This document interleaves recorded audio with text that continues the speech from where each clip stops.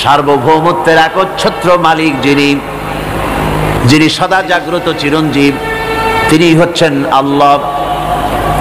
এখন কেউ যদি বলেন আল্লাহ অক্ষর কি, এক একটা অক্ষর বাদ দিয়া আল্লাহরে চিনায় দেন, তাও চিনানো যাবে। আল্লাহর প্রথম অক্ষর যদি বাদ দেন কি থাকবে?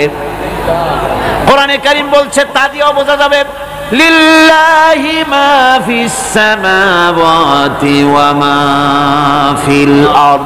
আল্লাহ হচ্ছেন তিনি যার জন্য আকাশ আর জমিন, আকাশ এবং জমিনের একচ্ছত্র মালিক। এর মাঝখানে যা কিছু আছে সব কিছুর মালিকানা যার হাতের মুঠায়, তিনি আমার আল্লাহ। তিনি কে? আল্লাহ। এরপরে যদি বলেন আর একটা নাম ছেড়ে দেন, আলিফ সাল্লাম একটা নাম ছেড়ে দিলাম, তাহলে কি থাকলো? লাহ থাকলো, দুইটা অক্ষর থাকলো লাহু। এই লাহু দিয়েও আল্লাহ রব্বুল আলামিনের সিফাতকে, তার গুণকে বোঝা যাবে। লাহু মাকালিদুস সামাওয়াতি ওয়াল আরদ। আল্লাহ পাক বলেন আসমান এবং জমিনের রিজকের চাবিকাঠি আল্লাহ পাকের হাতে, যাকে খুশি তিনি পর্যাপ্ত রিজেক দান করেন। কেউ যদি বলেন লামটাও ভালায় দেন, লামটাও ছেড়ে দেন, দিলাম নাম একটা ছেড়ে, থাকলো কি? একটা অক্ষর থাকলো হু। এই হু দিয়ে আমার আল্লাহরে চেনা যাবে। ওয়া হুয়াল গফুরুল ওয়াদুদুল আরশিল মাজিদ ফাআলুল লিমা ইউরিদ।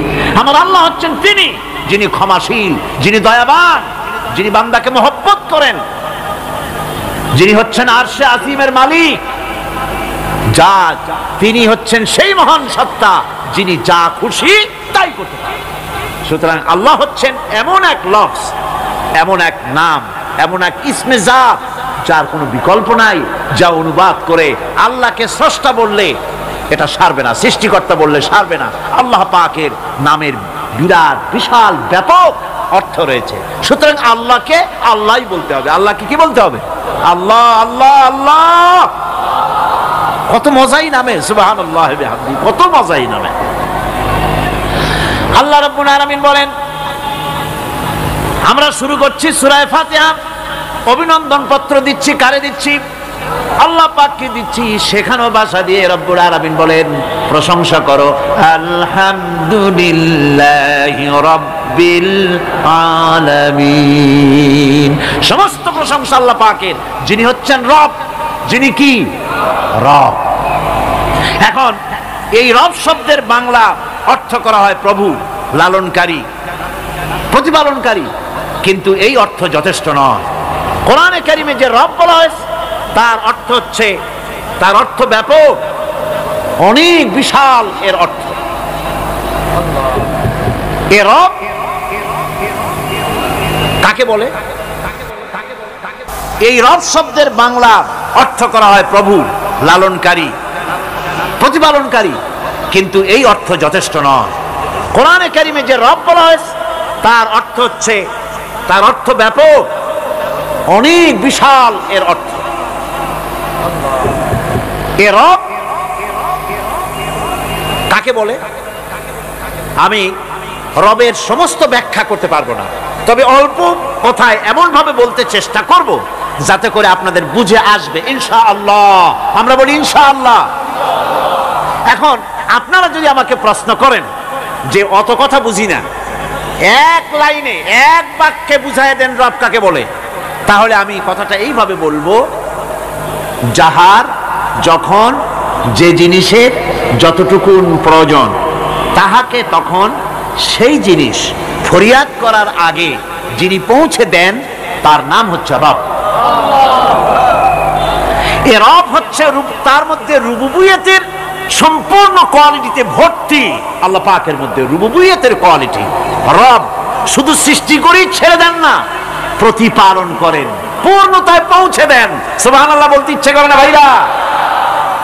দেখেন আল্লাহ রাব্বুল আলামিন এমন রব, বাংলাদেশের কুকুর আর আমেরিকা ইউরোপের শীত প্রধান দেশের কুকুর একরকম নয়। আমাদের দেশের পশু ইউরোপ আমেরিকা শীত প্রধান দেশের পশু একরকম নয়। তার কারণ হলো আমাদের দেশে শীত কম, নাতিশীতোষ্ণ অঞ্চলের মধ্যে খানিকটা পড়ে যায়। এখানে পশুদের গায়ে কম পশম থাকলে কোনো অসুবিধা নাই। ভেড়া, ঘোড়া, কুকুর, বন্য প্রাণীকে কেউ তো কম্বল দেয় না, ল্যাপ দেয় না, রাজাই দেয় না, খাতা দেয় না, চাদর দেয় না। আল্লাহ রাব্বুল আলামিন তিনি এমন রব, শীত প্রধান দেশের পশুদের গায়ে পশম দিয়া চিরস্থায়ী কম্বল জড়ায় দিয়েছেন। এটা হচ্ছে রব, প্রতিপালনের পদ্ধতি। কি সুন্দর করে তিনি প্রতিপালন করছেন, কি সুন্দর করে তিনি পশু পক্ষীগুলিকে তাদের আহার জোগাড় করছেন, প্রতিপালন করছেন। তিনি রব, মানুষকে সৃষ্টি করেছেন, আমাদেরকে সৃষ্টি করেছেন, সব প্রয়োজন মিটাইছেন, সকল প্রয়োজন মিটিয়েছেন, একটা জিনিস বাদ রাখেন না। আমাদের মুখে দাঁতের দরকার ছিল, মায়ের পেট থেকে দাঁত নিয়ে আসিনি। মায়ের পেট থেকে আসার পরে আমাদের খাবারের দরকার ছিল। লক্ষ্য করেন রব কারে বলে, লক্ষ্য করুন। মায়ের পেটের মধ্যে যখন ছিলাম, ওখানে কোনো রোগের জীবাণু ঢুকতে পারে নাই। ফি করারিম মাকিন, একটি সুরক্ষিত জায়গায় আল্লাহ রাব্বুল আলামিন বাচ্চাকে রেখেছেন, যেখানে কোনো সর্দি হবে না, জ্বর হবে না, সর্দি হবে না, ব্রঙ্কাইটিস হবে না, ডায়াবেটিস হবে না, প্রেসার হবে না। মায়ের পেটের মধ্যে বাচ্চাকে এমন জায়গায় আল্লাহ যত্ন করে রেখেছেন। এই বাচ্চা যখন মায়ের পেট থেকে বেরিয়ে এলো, তখন তার পরিবেশ অত্যন্ত খারাপ। এখানে পলিউশন আছে, এখানে কার্বন ডাই অক্সাইড আছে, এখানে বিষাক্ত হাওয়া আছে, এখানে দূষিত আবহাওয়া রয়েছে। প্রতি মুহূর্তে রোগ তাকে হামলা চালাতেছে। এই রোগের থেকে সে বাচ্চা বাঁচবে কি করে? এজন্য রব্বুল আলামিন তিনি এমন রব, মায়ের বুকের মধ্যে যে খাবার তৈরি করলেন বাচ্চার, ওই খাবারের মধ্যে বাচ্চার ওষুধও আল্লাহ পাক বানায়া দিলেন। মায়ের বুকের দুধ শুধু দুধ নয়, এটা ওষুধ। সুবহানাল্লাহ। এটা খাদ্য, এটা ওষুধ, এটা ভিটামিন, এটা ক্যালসিয়াম, এটা কার্বোহাইড্রেট, যা দরকার বাচ্চার জন্য সব আল্লাহ মায়ের দুধের মধ্যে দিয়ে দিলেন। যতক্ষণ বাচ্চা পেটে ছিল দুধ ছিল ঘন, যখন বাচ্চা মায়ের পেট থেকে বেরিয়ে এলো দুধটা হয়ে গেল পাতলা। এই পাতলা দুধটা খাবে, ওষুধ আছে এর মধ্যে, ভিটামিন আছে, খাইতে যেন বিস্বাদ না হয় একটু মিষ্টি দিয়ে দিলেন আল্লাহ, যাতে বাচ্চা মুখ ফিরায় না নেয়, সেজন্য খাইতে চায়। তারপরে যখন বাচ্চার হাড্ডি খেতে হবে, মাছ খেতে হবে, গোশত খেতে হবে, দুধের আর দরকার নাই। তার শরীরের ভিতরে রেজিস্ট্যান্স, রোগ প্রতিরোধক শক্তি তৈরি হয়েছে। এখন আরো ভালো খাবার দরকার।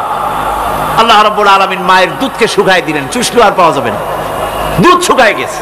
এখন বাইরের খাবার খেতে হবে। আসছিল যখন মুখে দাঁত ছিল না, বাইরে যখন এলো দাঁতের যখন দরকার হলো, কোন আল্লাহর বান্দা কি আল্লাহর কাছে দরখাস্ত করেছেন যে আল্লাহ আমার কয়েকখান দাঁত দাও, দাঁত ছাড়া আমি চাবাই কেমন? এই সবগুলি দাঁত কে সেট করে দিলেন? রব্বুল আলামিন দাঁতগুলিকে সেট করে দিলেন। মুখের মধ্যে দাঁত এসে গেল। আল্লাহ রাব্বুল আলামিন শরীরটাকে সাজিয়ে গুছিয়ে, হিউম্যান বায়োলজি যাকে বলা হয়, এই শরীরকে যে সুন্দর করে আল্লাহ পাক তৈরি করলেন, বলে শেষ করা যাবে না কত সুন্দর করে আল্লাহ পাক বানিয়েছেন। দুনিয়ার ভালো মন্দ সবটাই হচ্ছে আল্লাহ রাব্বুল আলামিনের হচ্ছেন এর মালিক। সুতরাং ভালো মন্দ সবটার জন্য হাত পাততে হবে কেবলমাত্র কার কাছে? আল্লাহ পাকের কাছে। জোরে বলেন কার কাছে? দেখুন আল্লাহ পাক তার রাসূলকে কি কথা বলছেন। আল্লাহ রাব্বুল আলামিন তার হাবিবকে বলছেন, ওয়াইয়ামসাসকাল্লাহু বিদুররিন ফালা কাশিফা লাহু ইল্লা হুয়া। আল্লাহ রাব্বুল আলামিন তিনি যদি তোমাকে কোনো বিপদ দেন, তাহলে পৃথিবীর এমন কেউ নাই যে সে বিপদ থেকে তোমাকে রক্ষা করতে পারে বা ঠেকাতে পারে। ওয়াইয়ুরিদকা বিখাইরিন ফালা রাদ্দা লিফাদলি। আর যদি আল্লাহ পাক আপনার কোনো ভালো করতে চান, উপকার করতে চান, তার থেকে সেই উপকার থেকে আপনাকে কেউ ফিরায় রাখতে পারবে না। তার মানে হলো আপনাকে যদি আল্লাহ ক্ষতি করতে চান, তা কেউ সেই ক্ষতি থেকে বাঁচাতে পারবেন না।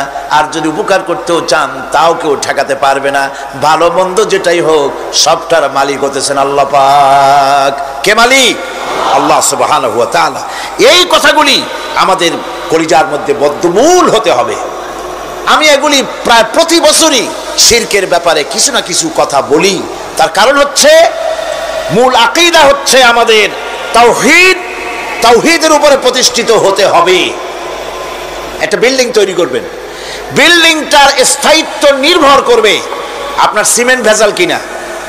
সিমেন্টের চাইতে যদি বালু বেশি দেন, পরিমাপের চাইতে যদি সিমেন্ট কম হয় বালু বেশি হয়, অথবা বালু সিমেন্টে যদি মাটি মিশানো থাকে, এ দিয়ে যদি কোনো বিল্ডিং তৈরি হয়, সামান্য ভূমিকম্প বা জোরে বাতাস আসলেই বিল্ডিংটা কাত হয়ে পড়ে যাবে, ঠিক কিনা? একটা বিল্ডিং টিকে থাকে তার ফাউন্ডেশনের উপরে, কিছুর উপরে টেকে, ফাউন্ডেশনের উপরে টেকে। অনুরূপ ভাবে ইবাদতের ফাউন্ডেশন, মুসলমানের ইমানের ফাউন্ডেশন তার তাওহীদের উপরে। তাওহীদ যত মজবুত, ইমান তত মজবুত, আকীদা তত মজবুত। আর এখানে যার অসুবিধা হয়ে যাবে, নড়বড়ে হয়ে যাবে, এই ইমান রূপ, ইবাদত রূপ, তাওহীদ রূপ এই ইমারত টিকতে পারবে না। সেই জন্য শিরক থেকে সম্পূর্ণরূপে আমাদেরকে বাঁচতে হবে। বন্ধুগণ, আমাদের দেশে মানুষেরা শিরকের মধ্যে বেশি মুবতালা হয়, বেদাতের ভিতরে বেশি পরিমাণ মুবতালা হয়। আর এক শ্রেণীর তথাকথিত আলেম এই শিরক এবং বেদাতের ব্যাপারে ওয়াজ করে জনগণকে উদ্বুদ্ধ করে তা করার জন্য।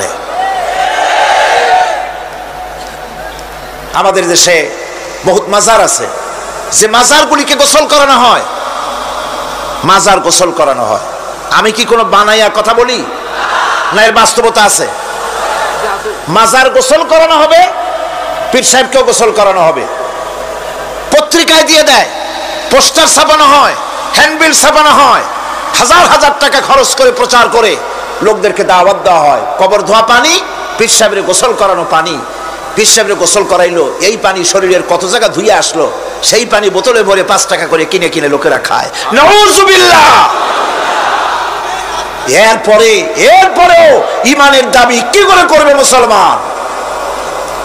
দুর্ভাগ্য এই মুসলমানের।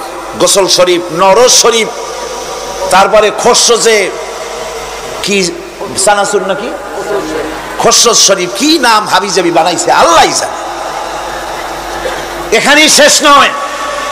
হযরতে বড় পীর আব্দুল কাদের জিলানী রাহমাতুল্লাহ আলাইহি, আল্লাহর জবরদস্ত ওলি, সৈয়দ, অত্যন্ত উচ্চ মানের আলেম, তার সম্পর্কে এক শ্রেণীর আলেম নামধারী লোকেরা তাকে আল্লাহর কাছে পৌঁছায় দিয়েছে, আল্লাহর সমকক্ষ করে দিয়েছে। তাকে দস্তগীর বলা হচ্ছে। কিসের দস্তগীর? তো বলে যে মেরাজের রাত্রে রাসূল করিম সাল্লাল্লাহু আলাইহি ওয়াসাল্লাম নাকি কোন জায়গায় আছাড় খাইছিলেন, আর উনি গিয়া তার হাত ধরেছেন, এই জন্য বলা হচ্ছে দস্তগীর। তিনি তার হাত ধরে তাকে ঠিক করে দিয়েছেন। আবার আরশে তিনি উঠতে পারছিলেন না, সেই জন্য পীর সাহেবের কাঁধের উপরে পা রেখে হুজুর সাল্লাল্লাহু আলাইহি ওয়াসাল্লাম আরশে উঠছে। আল্লাহর সিঁড়ির এত অভাব হয়েছে, এই দুনিয়া থেকে নিতে পারলেন, মহাশূন্য পাড়ি দিয়ে, ল অফ গ্রাভিটেশন পাড়ি দিয়ে আরশে আজিম পর্যন্ত, সিদরাতুল মুনতাহা পর্যন্ত নিলেন। আর ওইখানে বড় পীর সাহেবকে লাগলো তার কাঁধের উপরে পা দিয়ে তিনি উঠবেন।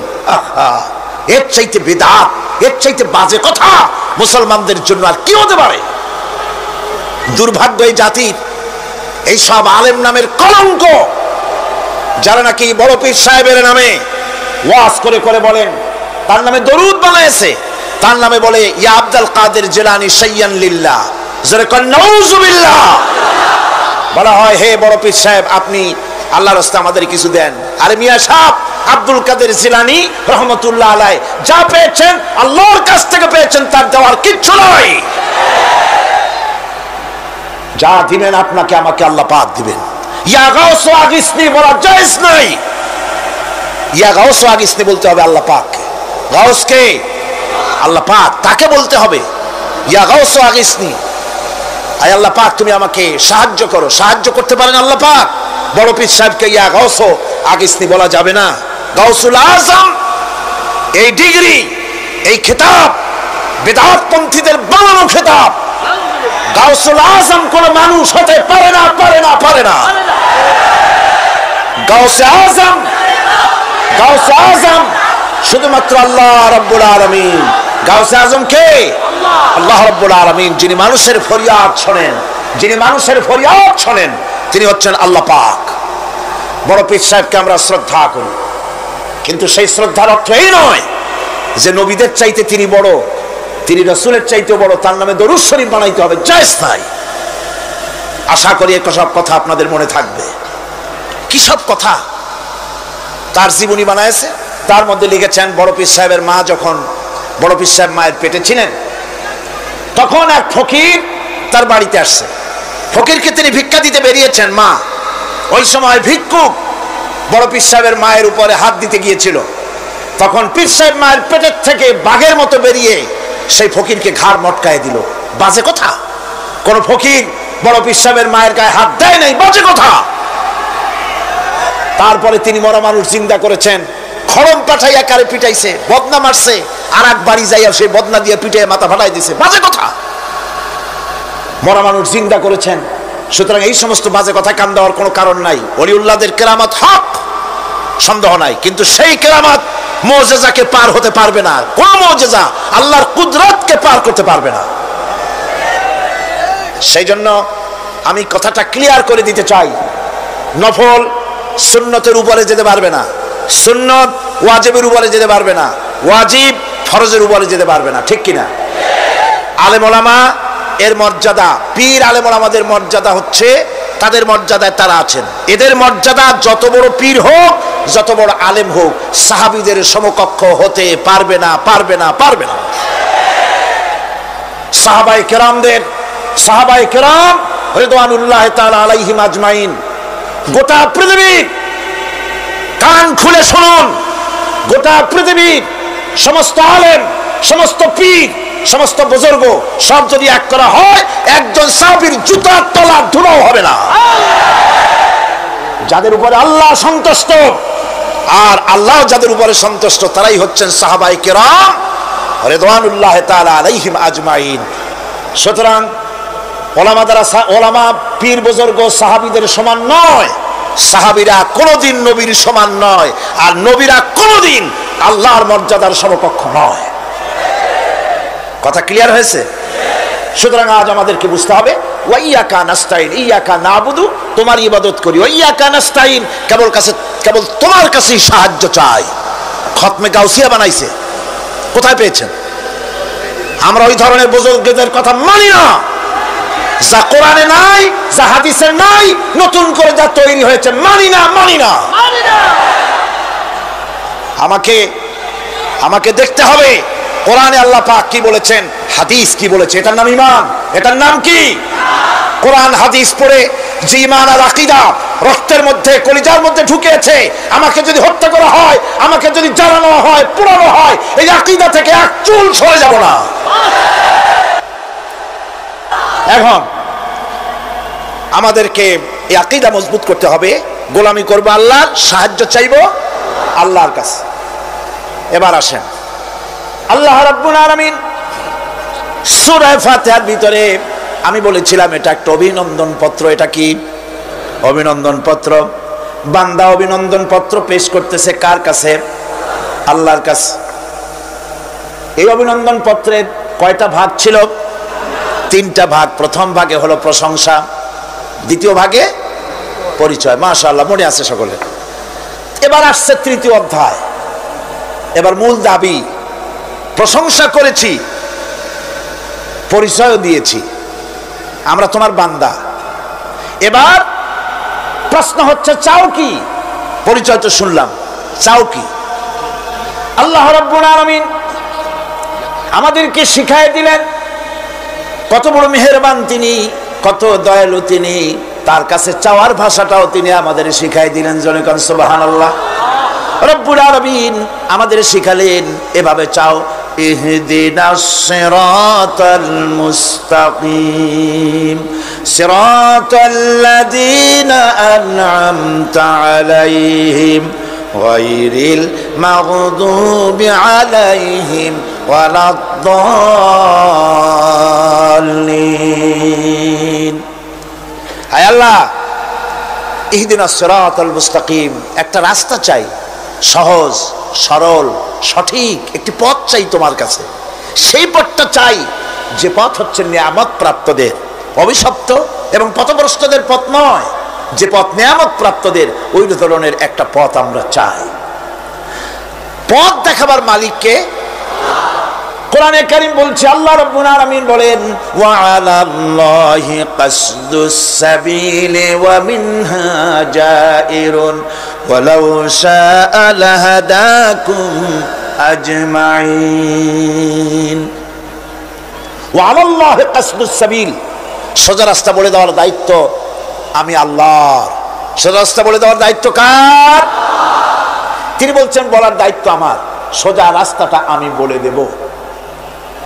আল্লাহ রাব্বুল আলামিনের কাছে বান্দা যখন রাস্তার দাবি করলো, সোজা পথ চাই, সহজ পথ একটা তোমার কাছে চাই, রব্বুল আলামিন সূরা ফাতিহার 7টা আয়াতের এই অভিনন্দন পত্রের জবাবে 30 পারা কোরআন শরীফ আল্লাহ পাক বান্দারে দান করে দিলেন। জবাবে বলে দিলেন, ওয়া আনিবুদুনি হাযা সিরাতুম মুস্তাকিম। সোজা রাস্তাটা হলো আমার আনুগত্য, আমার গোলামি, আমার দাসত্ব, এটাই হলো সোজা রাস্তা। এই সোজা রাস্তাটা আমি বলবো। রাস্তা তো অনেক হতে পারে, কিন্তু সোজা রাস্তা বলে দেওয়ার দায়িত্ব কার? আল্লাহ পাকের। দেখেন এই যে বিশাল মাহফিল, এই মাহফিলে যত লোক আসছে, সব লোক কি একমতের, এক চিন্তার, এক আদর্শে? না। এই কয়েক লক্ষ জনতার ভেতরে হাজারো মতের লোক আছে, হাজারো চিন্তার লোক আছে, হাজারো আদর্শের লোক আছে। সব আদর্শ, সব চিন্তা, সব কি ঠিক? সবটাই কি নির্ভুল? না, সঠিক নির্ভুল একটা। কয়টা হয়? একটাই হয় মাত্র। এই জন্য আমি দৃষ্টান্ত দিতে গিয়ে বলি, অঙ্ক পরীক্ষা যেদিন হয়, ছেলেরা অঙ্ক পরীক্ষা যেদিন দেয়, সেই অঙ্ক পরীক্ষা দিতে গিয়ে অঙ্ক যারা ভুল করে তাদের ফলাফল কয় রকম হয় বলেন? হ্যাঁ, অনেক রকম হয়। আর যাদের অঙ্ক যাদের ঠিক হয় তাদের ফলাফল কয় রকম? একরকম। তার অর্থ কি? তার অর্থ হলো ভুলের পথ অনেক আর হকের পথ, বাতিলের পথ অনেক, ভুলের পথ অনেক, সঠিক এবং হক যেটা তার পথ হচ্ছে মাত্র একটা। এই জন্যে আল্লাহ রাব্বুল আলামিন তিনি সোজা রাস্তা বলে দেওয়ার দায়িত্বটা নিয়েছেন। কোরআন বলছে প্রত্যেকটি সৃষ্টির শুরু হতে শেষ পর্যন্ত 4টা স্তর পার হতে হয়। তার সর্বশেষ স্তর হলো হেদায়াত। 4টি স্তর পার হওয়ার সর্বশেষ স্তর হচ্ছে হেদায়াত।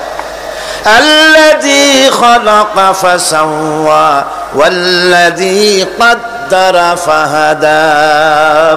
তিনি সকল বস্তুকে সৃষ্টি করেন এবং তারপর তার পরিমাপ, তার কর্মপথ, তার হেদায়েত তিনি দিয়ে দেন। তার মানে হচ্ছে তিনি সৃষ্টি করেন, সামঞ্জস্য রাখেন, পরিমাপটা ঠিক করেন এবং পথের নির্দেশ দেন। সৃষ্টি করেই ছেড়ে দেন না, তার হেদায়েত দিয়ে দেন, তার পরিমাপটা ঠিক করেন, সামঞ্জস্য করেন। কিরকম?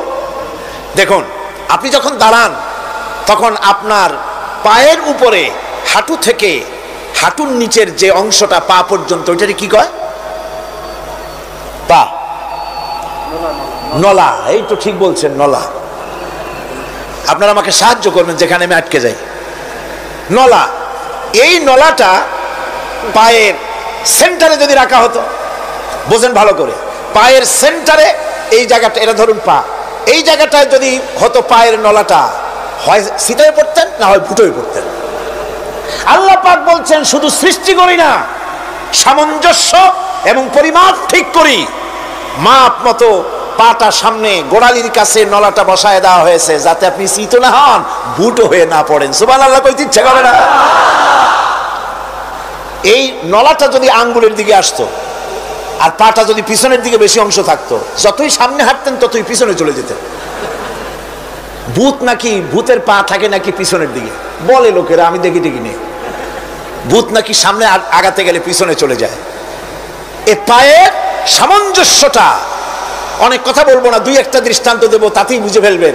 আল্লাহ পাক বলেন শুধু সৃষ্টিই করি না, তার সামঞ্জস্য এবং পরিমাপকে ঠিক করে দেই।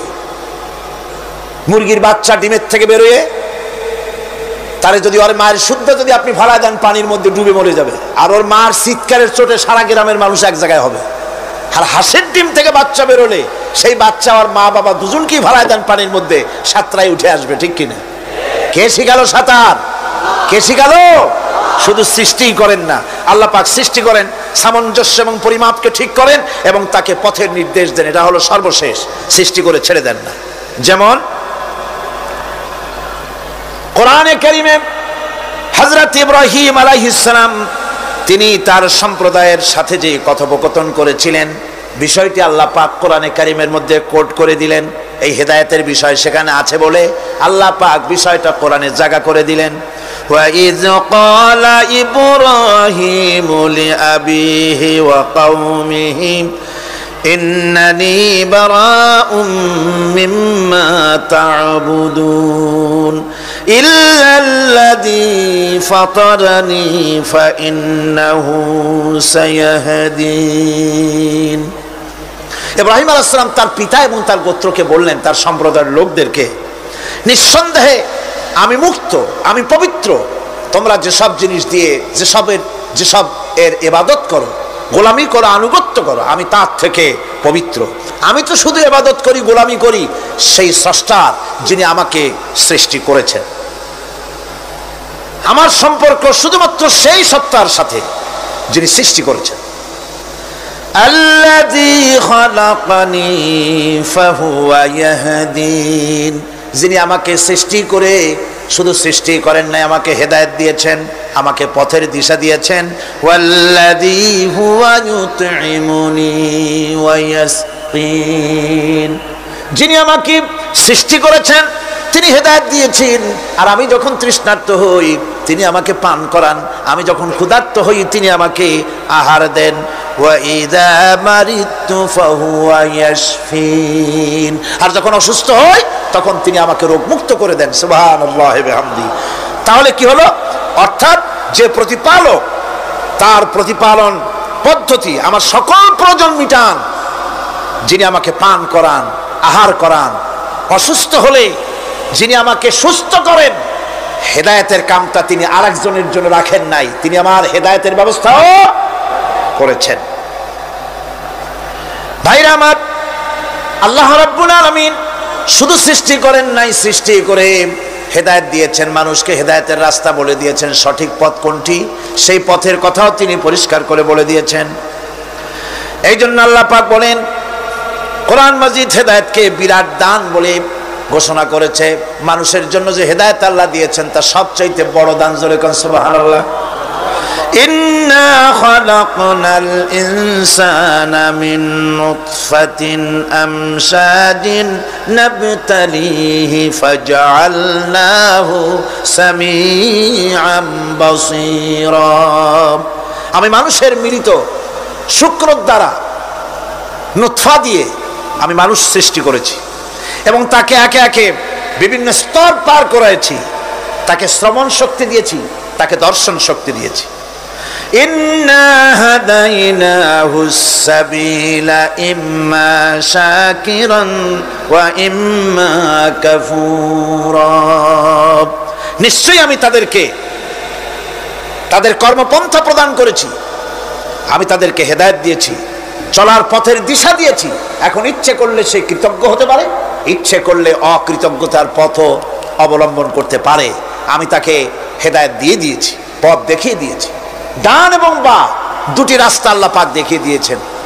আসহাবুল ইয়ামিন, আসহাবুল শিমাল, একটা ডানপন্থী আর একটা বামপন্থী। আমাদের দেশে কিছু লোক আছে, নাম মুসলমান, কিন্তু বলে যে আমরা বামপন্থী আন্দোলন করি। অথচ সমস্ত ডানপন্থীদের জায়গা হবে জান্নাতে যদি জান্নাতের আমল করতে পারে। ডানপন্থীদের নেতা হচ্ছেন দুনিয়ার সমস্ত পয়গম্বরেরা, আর বামপন্থীদের নেতা হলো শয়তান। বামপন্থীদের নিয়ে শয়তান যাবে কিয়ামতে জাহান্নামে। আল্লাহ পাক রাস্তা বলে দিয়েছে। আল্লাহ রাব্বুল আলামিন বলেন, আলাম নাজআল লাহু আইনাইনি ওয়া লিসানান ওয়া শাফাতাইন ওয়া হাদাইনাহুন নাজদাইন। আমি কি তোমাদের দুটি চক্ষু দেইনি, দেখার জন্য দুটো চোখ দেই নাই? আমি কি তোমাদেরকে কথা বলার জন্য দুটো ঠোঁট দেই নাই? এরপরে আমি কি তোমাদেরকে ভালো মন্দ বোঝার জন্য আমি কি হেদায়েত দেইনি? ভালো মন্দ সবটা বোঝার জন্য আমি তোমাদেরকে হেদায়েত দিয়েছি। সুতরাং এই হেদায়েতের রাস্তা ছেড়ে দিয়ে তোমরা নিজেদেরকে গুমরাহির মধ্যে ডুবিয়ে দিও না, আমার দেওয়া হেদায়েতের রাস্তায় নিজেদেরকে পরিচালিত করার জন্য প্রচেষ্টা করো। আল্লাহ পাক বলেন, والذين جاهدوا فينا لنهدينهم سبلنا وإن الله لمع المحسنين। যারা আমাকে পাওয়ার জন্য সাধনা করেছে তাদের পথ প্রদর্শন করা আমার জন্য অবশ্য কর্তব্য। অন্য জায়গায় আল্লাহ পাক বলেছেন, ওমান ইয়াত্তাকিল্লাহা ইয়াজআল লাহু মাখরাজা, যে ব্যক্তি আমাকে ভয় করে চলে, আমার প্রতি আশা করে, ভরসা করে, তার জন্য আমি রাস্তা তৈরি করে দিই। সুবহানাল্লাহ। সুতরাং হেদায়েত আল্লাহ পাক দিয়েছে, এমন নয় যে তিনি রাস্তা তৈরি করেন নাই। কোরআন খোদাই হেদায়েতের নাম দিয়েছে হুদা। খোদাই হেদায়েতের নাম কি? হুদা। এই কোরআনের এক নাম হচ্ছে, এই কোরআনের এক নাম কি? হুদা। কোরআন বলছি, فمن تبع هداي فلا خوف عليهم ولا هم يحزنون। আমার এই কোরআন, এই হেদায়েত যারা মানবে, এটাকে যারা অনুসরণ করে চলবে, এটার আইন কানুন যারা মেনে চলবে, ওদের জন্য কোনো ভয় নাই, কোনো চিন্তাও নাই, কোনো ভয় নাই, কোনো চিন্তা নাই যারা এই কোরআনের হেদায়েতকে মেনে চলবে। আল্লাহর হেদায়েত হলো সবচেয়ে বড় হেদায়েত। আল্লাহ পাক বলছেন, কুল ইন্না হুদাল্লাহি হুয়াল হুদা ওয়া উমিরনা লিনুসলিমা লিরাব্বিল আলামিন। হে রাসূল, আপনি বলুন, আল্লাহর হেদায়েত হলো সবচেয়ে বড় হেদায়েত। অর্থাৎ আল্লাহ যে রাস্তা দিয়েছেন, আল্লাহ যে কোরআন দিয়েছেন, এর থেকে বড় হেদায়েত মানুষের জন্য আর কিছু হতে পারে না। আল্লাহ পাক বলেন, ওয়ালান তারদা আনকাল ইয়াহুদু ওয়ালান নাসারা হাত্তা তাত্তাবিআ মিল্লাতাহুম কুল ইন্না হুদাল্লাহি হুয়াল হুদা। স্মরণ রাখুন হে নবী, ইহুদিরা, খ্রিস্টানেরা কিছুতেই আপনার প্রতি খুশি হবে না যতক্ষণ পর্যন্ত আপনি ইহুদি হবেন অথবা খ্রিস্টান হবেন। ওরা কোনোদিন মুসলমানদের উপরে রাজি হবে না, খুশি হবে না। মনে রাখতে হবে, একমাত্র সঠিক পথ ইহুদিদের পথ সঠিক নয়, নাসারাদের পথ সঠিক নয়। আসল পথ হলো আল্লাহ পাকের পথ। কার পথ আসল? আসল রাস্তা, আসল পথটি আল্লাহ পাক কোরআনে কারিমের মধ্যে বিশদভাবে বলে দিয়েছেন। এবং ইহদিনাস সিরাতাল মুস্তাকিমের ব্যাপারে আল্লাহ পাক কোরআনে সাফ করে বলে দিয়েছেন যে আমি এর বিনিময়ে তোমাদেরকে কোরআন দিলাম।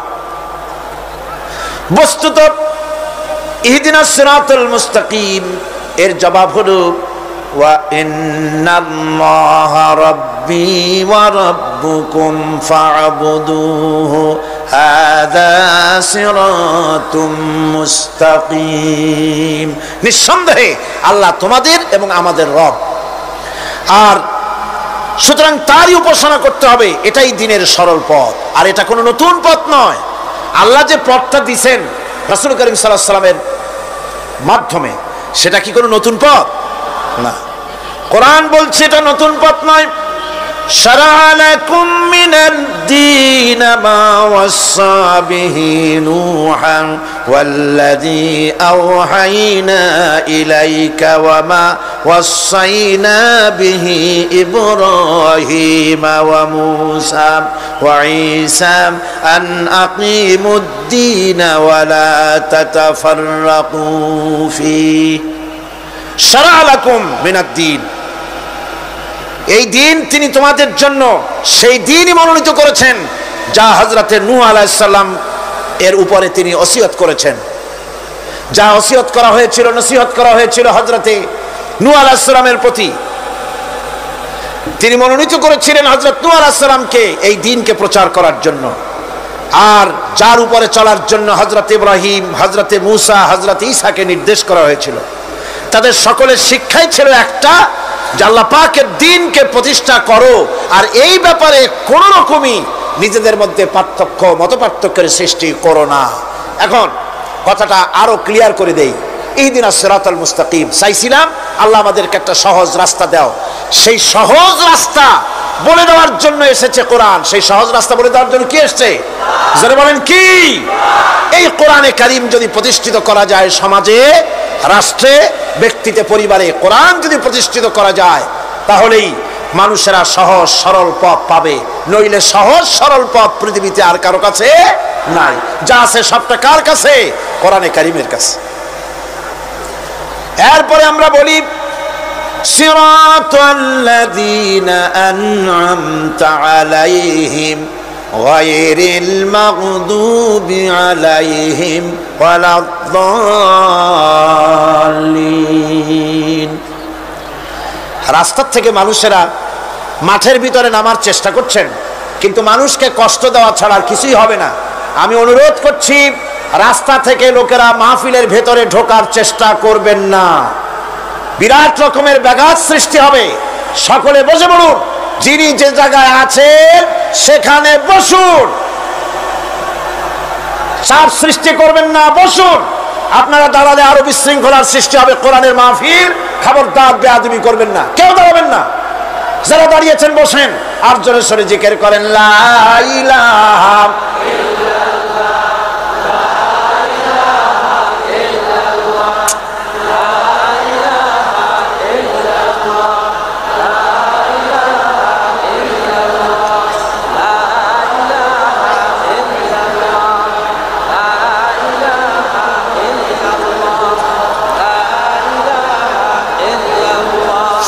লা ইলাহা ইল্লাল্লাহ। জোরে করেন লা ইলাহা ইল্লাল্লাহ, লা ইলাহা ইল্লাল্লাহ, লা ইলাহা ইল্লাল্লাহ মুহাম্মাদুর রাসূলুল্লাহ। আল্লাহ আল্লাহ আল্লাহ আল্লাহ আল্লাহ আল্লাহ আল্লাহ আল্লাহ। আরো জোরে করেন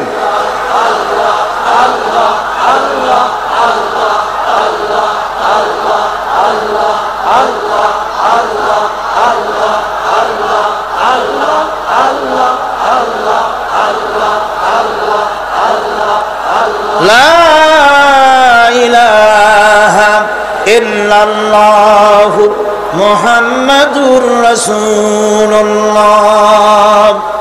বন্ধুগণ, এত বড় বিশাল মাহফিল, পুলিশ, আর্মি কেউ এটাকে কন্ট্রোল করতে পারবে না। এটাকে কন্ট্রোল করার দায়িত্ব আল্লাহ পাকের। কার দায়িত্ব? আল্লাহর কাছে সাহায্য চাই। আল্লাহ পাক কোরআনের মাহফিল, কোরআন শোনার জন্য মানুষের কাছে সহজ করে দাও। জোরে কোন আমিন। প্রচন্ড রকমের মানুষের চাপ সৃষ্টি হয়েছে। আপনারা রাস্তা থেকে মানুষকে চাপাচাপি করবেন না, সবাই বসেন, হাঁটতে চেষ্টা করবেন না। এত বড় মাহফিল, আপনি হাঁটিয়া মানুষকে কষ্ট দিবেন না। যারা যেখানে দাঁড়ায়ছেন সেখানে বসেন, বরকত হবে। হাঁটলে গুনাহ হবে, হাঁটবেন না। বন্ধুগণ, আমি আজ খুব লম্বা কথা বলবো না, কারণ মানুষের প্রচন্ড, অতীতের যে কোনো বছরের তুলনায় প্রচন্ড চাপ সৃষ্টি হয়েছে মানুষের। আমি কথা গোছাই আনতেছি। সিরাতুল মুস্তাকিম, এজন্য মডেল দরকার। কার অনুসরণ করব? আল্লাহ পাক শিখায় দিলেন সিরাতাল্লাযীনা আন'আমতা আলাইহিম। পড়েন সবাই, সিরাতাল্লাযীনা আন'আমতা আলাইহিম গায়রিল মাগদুবি আলাইহিম ওয়ালাদ-দাল্লিন। আয় আল্লাহ, অনুগ্রহপ্রাপ্ত দল, সেই রাস্তা, অনুগ্রহপ্রাপ্তদের রাস্তা চাই। তোমার মনোনীত ব্যক্তি, অনুগ্রহপ্রাপ্ত যারা, তাদের পথ অনুসরণ করতে চাই। এই অনুগ্রহপ্রাপ্ত দল কারা, সে কথা কোরআন শরীফে বলা হয়েছে। আল্লাহ রাব্বুল আলামিন বলেন, ওয়া মান ইউতি'িল্লাহা ওয়ার রাসূল ফাউলাইকা মা'আল্লাযীনা আন'আমা আল্লাহু আলাইহিম মিনান নাবিয়্যিনা ওয়াস-সিদ্দীকিন والشهداء والصالحين وحسن أولئك رفيقا। আর যে ব্যক্তি আল্লাহ এবং রাসূলের আনুগত্য স্বীকার করলো, নিঃসন্দেহে সে অনুগ্রহপ্রাপ্তদের সঙ্গী হলো। সেই অনুগ্রহপ্রাপ্ত কারা? নবীজির 4 শ্রেণীর লোক। কয় শ্রেণী? বলেন সবাই, কয় শ্রেণী? নবীজিন, সিদ্দিকিন, শুহাদা, সালিহিন। এই 4 শ্রেণীর লোক হচ্ছে আল্লাহ পাকের অনুগ্রহপ্রাপ্ত লোক। কোন আলহামদুলিল্লাহ। এরাই হলো অনুগ্রহপ্রাপ্ত দল। এখন নবী কারা? নবী হচ্ছেন যারা নাকি আল্লাহ পাকের কাছ থেকে ওহী প্রাপ্ত হয়েছেন, নিখিল মানুষের চিরন্তন শান্তি এবং কল্যাণের জন্য আল্লাহ পাকের নিকট থেকে সত্যের বিধান লাভ করেছেন। তারাই হচ্ছেন নবী, যারা আল্লাহ পাকের কাছ থেকে ওহী প্রাপ্ত হয়েছেন। আর নবীরা হচ্ছেন মাসুম, নবীরা হচ্ছে বেগুনাহ। নবীদের কোনো ভুল নাই, নবীদের কোনো গুনাহ নাই। কারণ সুবহানাল্লাহ, এই পৃথিবীর মধ্যে সুপার কোয়ালিটির মানুষ, সর্বশ্রেষ্ঠ মানুষ কারা? নবীরা। সর্বশ্রেষ্ঠ মানুষ কারা? এখানে আবার এক শ্রেণীর লোকেরা বলে যে নবীরে মানুষ কওয়া যাবে না। আছেন এমন লোক, নবীরে মানুষ কওয়া যাবে না। কেন? কেন? নবীর সম্মান কত। আচ্ছা, নবীরে মানুষ বলবো না তো বলবোটা কি? নবীরা কি ফেরেশতা? যদি ফেরেশতা বলি তাহলে কি নবীদের মর্যাদা বাড়ানো হলো? বলেন আপনারা, বাড়ানো হলো? তাহলে নবীদেরকে কি বলবো? তারা কি জেন? যদি জেন বলি তাহলে তাতে কি মর্যাদা বাড়বে? সবচাইতে মর্যাদা বেশি কার? মানুষের। সুতরাং এক শ্রেণীর লোকেরা খামোখাই আলেম নামধারী লোক, অথচ নবীকে মানুষ বলতে রাজি না। কোরআনে কারীম সাফ করে আল্লাহ পাক পরিষ্কার করে বলেছেন, কুল ইন্নামা আনা বাশারুম মিসলুকুম ইউহা ইলাইয়া আন্নামা ইলাহুকুম ইলাহু ওয়াহিদ। নবী বলুন, আমি তোমাদের মতো মানুষ, আমার উপরে ওহী আসে। ইন্নামা আনা বাশারুম মিসলুকুম, তোমাদের মতো মানুষ। একটু ভালো করে বিষয়টা বোঝেন। আরো বলেছি আমি, আজকে আবার স্মরণ করায় দেই। আল্লাহ শিখাই দিচ্ছেন, বলুন আমি তোমাদের মতো মানুষ, ফেরেশতা নই, জিন নই, আমার কাছে ওহী আসে। পার্থক্য এখানে। তবে আরো পার্থক্য আছে, সেটা হচ্ছে আমরা হচ্ছি সাধারণ মানুষ, নবীরা হচ্ছেন অসাধারণ মানুষ। সুবহানাল্লাহ। আমরা হচ্ছি মানব, রাসূল আল্লাহর পয়গম্বররা হচ্ছেন মহামানব। কথা বুঝে আসছে? তার মানে হলো আমরা সাধারণ মানুষ। সাধারণ মানুষেরা গুনাহ করতে পারে, ভুল করতে পারে, সব রকমের গুনাহ করতে পারে। নবীরা কোনো গুনাহ করতে পারেন না। আল্লাহ পাক তাদের দিয়ে গুনাহ করান না। আল্লাহ পাক ফেরেশতা দিয়ে, আপন কুদরত দিয়ে নবীদেরকে হেফাজত করেন। সুবহানাল্লাহ। সুতরাং এই কথা বিশ্বাস করতে হবে, সমস্ত নবীরা হচ্ছেন মানুষ। নবীদের আদর্শই কেবলমাত্র আদর্শ, সেই আদর্শকেই গ্রহণ করতে হবে, তাকেই একমাত্র নেতা হিসাবে গ্রহণ করতে হবে। আমার নেতা বলতেও রাজি না। মুশকিল কি এক জায়গায়? কয় যে নেতা বলা যাবে না। কেন? কয় যে ওই যে মানুষেরা বলে, স্লোগান দেয়, আমার নেতা, তোমার নেতা, অমুক তমুক, হেন তেন। তো এগুলির সাথে নবীরে মিশানো এটা ঠিক না। আচ্ছা, নবীরে নেতা কব না, কবটা কি? নবী কি হয় নেতা হবে, না হয় অনুসারী হবে, এর বাইরে তো কিছুই নাই। হয় ইমাম, না হয় মুক্তাদি। বাইরে কি? বাইরে তো নাই কিছু। সুতরাং নবী কি মুক্তাদি হবে? নবী কি অনুসারী হবে? নিশ্চয়ই হাজার বার নবী হচ্ছেন ইমাম, নবী হচ্ছেন নেতা। আমরা যখন আরবিতে বলি, ওনারা নিজেরাও আরবিতে বলেন, তখন কোনো আপত্তি হয় না। আল্লাহুম্মা সাল্লি আলা সাইয়্যিদিনা মুহাম্মদ। সাইয়্যিদিনা মানে হচ্ছে আমাদের লিডার, আমাদের নেতা। সাইয়্যিদিনা যখন বলে তখন আপত্তি করে না, কিন্তু আমাদের নেতা বললেই আপত্তি করেন। বাংলা ভাষা, বাংলাদেশি মানুষ হইয়া বাংলা ভাষার প্রতি গভীর জ্ঞান দেখলে দুঃখই হয়। বন্ধুগণ, মনে রাখতে হবে, নবী হচ্ছেন মাসুম, বেগুনাহ এবং নেতা। আর মুহাম্মদ সাল্লাল্লাহু আলাইহি ওয়াসাল্লাম হচ্ছেন বিশ্ব নেতা, এটা কোনো সন্দেহ নাই। এই নবীর অনুসরণ করতে হবে। সিদ্দিকিন হচ্ছে সত্যকে যারা উদার, উন্মুক্ত, অকুণ্ঠ চিত্তে, দ্বিধাহীনভাবে যারা গ্রহণ করেছে, এর বিপরীত যারা করেই নাই, তারাই হচ্ছেন সিদ্দিকিন। হযরতে, যেমন একটা দৃষ্টান্ত, হযরতে আবু বকর সিদ্দিক রাদিয়াল্লাহু তাআলা আনহু মেরাজ থেকে হুজুর ফিরে এসেছেন সকালবেলায়, ফজরের নামাজ পড়ে বসেছেন কাবা শরীফে, তিনি বসে আছেন। তো তখন আবু জাহেল আসছে, এসে বলছে মুহাম্মদ সাল্লাল্লাহু আলাইহি ওয়াসাল্লাম প্রত্যেক দিনই তো নতুন নতুন কথা কও, আজকে কোনো নতুন কথা আছে? হুজুর বললেন হ্যাঁ নতুন কথা আছে। কি? বলে এই তো শেষ রাত্রে জিবরাইল আসছিল, আমারে নিয়ে গেল বাইতুল মুকাদ্দাসে জেরুজালেমে গিয়ে নামাজ পড়লাম, ওইখান থেকে মহাকাশ পাড়ি দিলাম, 7 আকাশ পাড়ি দিলাম, সিদরাতুল মুনতাহা গেলাম, আরশে আজিম ভ্রমণ করলাম, আল্লাহর সাথে কথা কইলাম, জান্নাত জাহান্নাম দেখলাম, তারপরে আবার এই আয়েশা নামাজ পড়িয়া তোমাদের সাথে কথা বলতেছি। আবু জাহেল কয় যে খাইস, যাও মাথা টাথা একটু ভালো ছিল, এখন তাও সর্বনাশ হয়ে গেছে। কয় মুহাম্মদ সাল্লাল্লাহু আলাইহি ওয়াসাল্লাম তুমি যা বললা এই কথাটা আমি কি হুবহু মানুষের কাছে বলবো? হুজুর বলছেন অবশ্যই বলো গিয়ে। আবু জাহেল চিন্তা করলো দিস ইজ দ্য মোমেন্ট, এটাই হলো আসল সুযোগ পেয়ে গেছে মানুষকে বিভ্রান্ত করার জন্য। সবার আগে ছুটে চললো হযরত আবু বকর রাদিয়াল্লাহু তাআলা আনহুর বাড়িতে, যে বলছেন আবু বকর শুনেছো? বলে কি? মুহাম্মদ সাল্লাল্লাহু আলাইহি ওয়াসাল্লাম এই রকমের কথা বললো, বেচারার মাথাটা যাও ভালো ছিল শেষ। হুজুর বলছেন আবু জাহেল আমার রাসূলকে এরকম বলেছেন? আবু জাহেল বলছে আমার নিজ কানে শুনে আসলাম, এখনো তিনি সেখানে বসা। হযরত আবু বকর বলেন আবু জাহেল আমার আল্লাহর নবী তিনি যদি এরকম কথা বলে থাকেন তাহলে আমি কোনো সন্দেহ পোষণ করি না, অবশ্যই আল্লাহ রাব্বুল আলামিনের হাবিব যা বলেছেন তা সত্য। হযরত আবু বকর রাদিয়াল্লাহু তাআলা আনহু মসজিদে হারামে আসলেন, হুজুরকে জিজ্ঞেস করলেন হুজুর আবু জাহেল আমাকে এইসব কথা বললো, এগুলি কি ঠিক? হুজুর বললেন হ্যাঁ। তিনি ঘটনা বয়ান করলেন।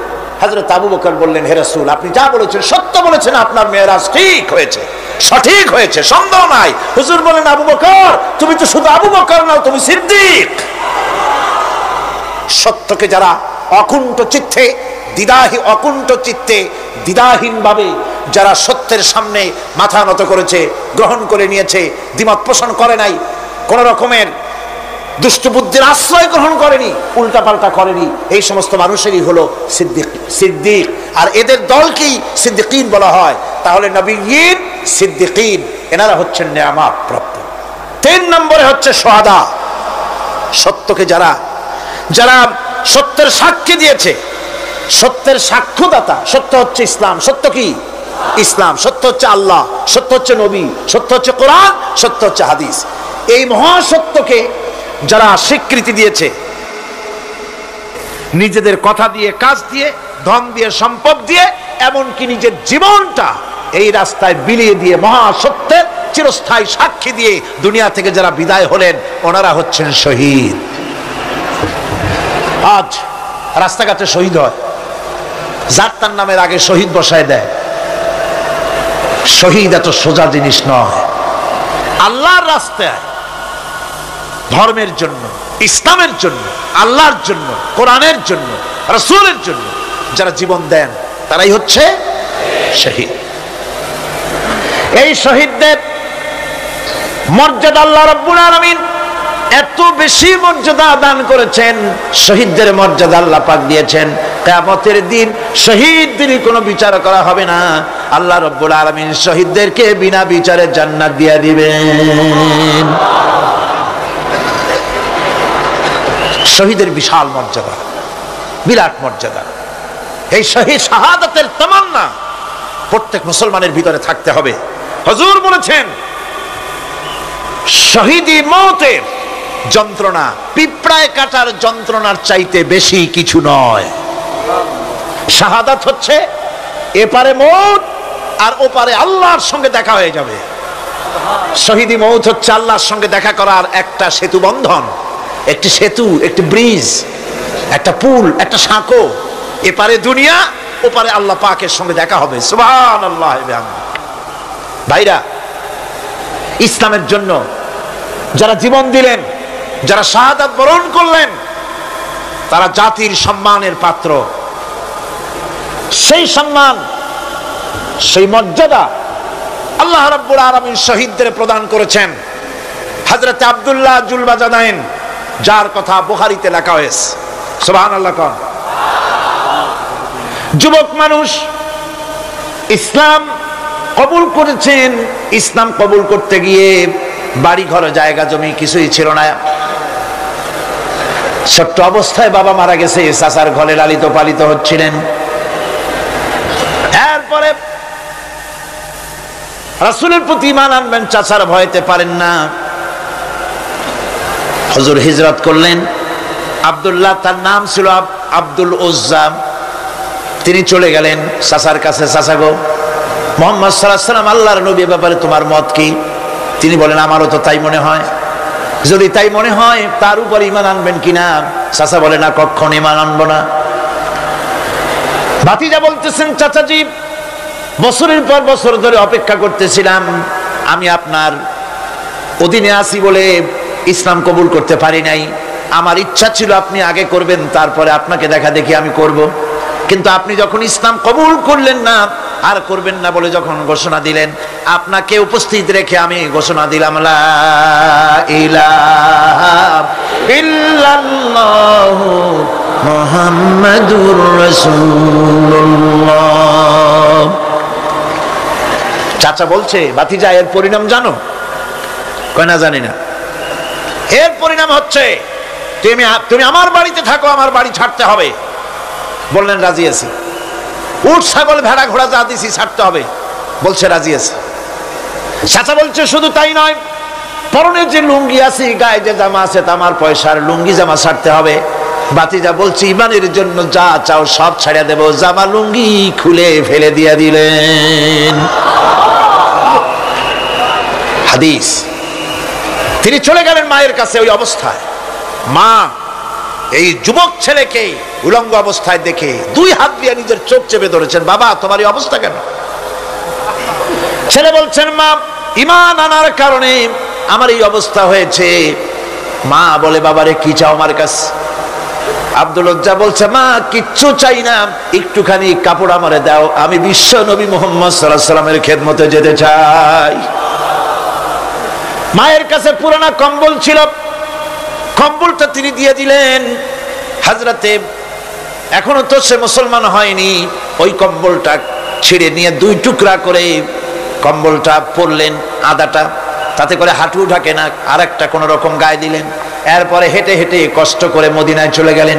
মসজিদে নববীর ভিতরে ঢুকে দরজার কাছে বসা বিশ্বনবী জনাবে মুহাম্মদুর রাসূলুল্লাহ সাল্লাল্লাহু আলাইহি ওয়াসাল্লাম মসজিদে নববীতে, যুবক, হাঁটুর উপরে কাপড়, মাথার চুল, উস্কো খুস্কো চেহারা, ক্ষুধার্ত চেহারা।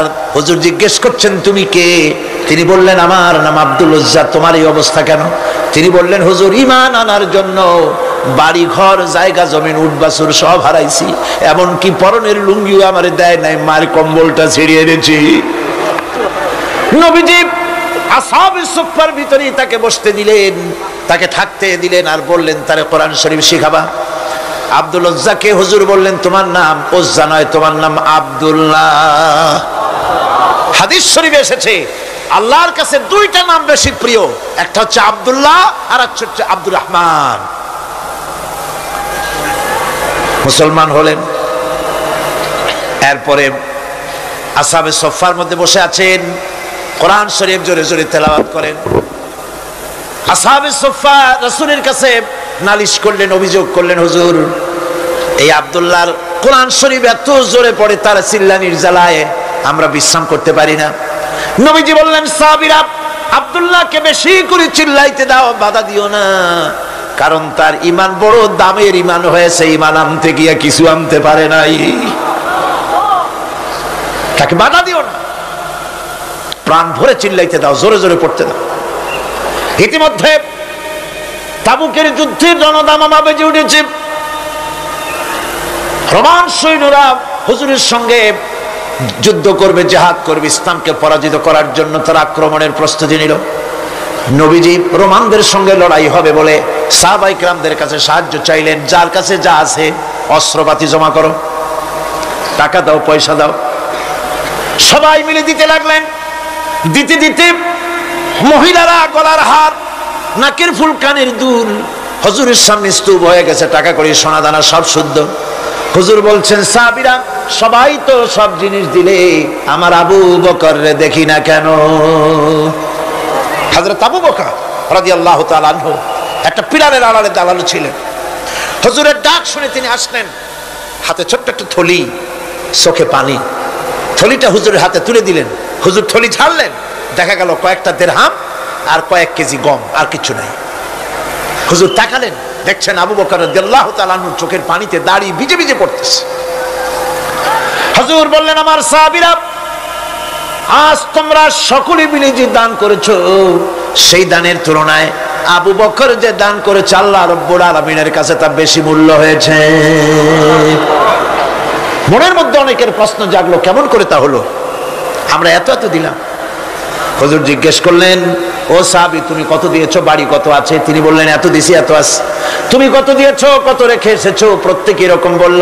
হযরতে ওসমান, হযরতে ওমর, হযরতে আলী রিদওয়ানুল্লাহ তাআলা আলাইহিম আজমাইন, তারাও বললেন, অর্ধেক এনেছি, অর্ধেক থুয়ে আসছি, 2 ভাগ এনেছি, 1 ভাগ রেখে আসছি। সব শেষে নবীজি হযরত আবু বকর রাদিয়াল্লাহু তাআলা আনহুকে প্রশ্ন করলেন, আবু বকর, তুমি কি এনেছো আর বাড়ি কি রেখে এসেছো? হযরত আবু বকর বলেন, ইয়া রাসূলুল্লাহ, ইয়া হাবিবাল্লাহ, আমার বাড়িতে জাগতিক সম্পদ বলতে যা বুঝায় সবটুকু এনে নবীজির কদম মোবারকে দান করে দিয়েছি। আবু বকরের ঘরে এখন আল্লাহ আর তার রাসূল ছাড়া কোনো জিনিস বাকি নাই, যা ছিল সব এনেছি।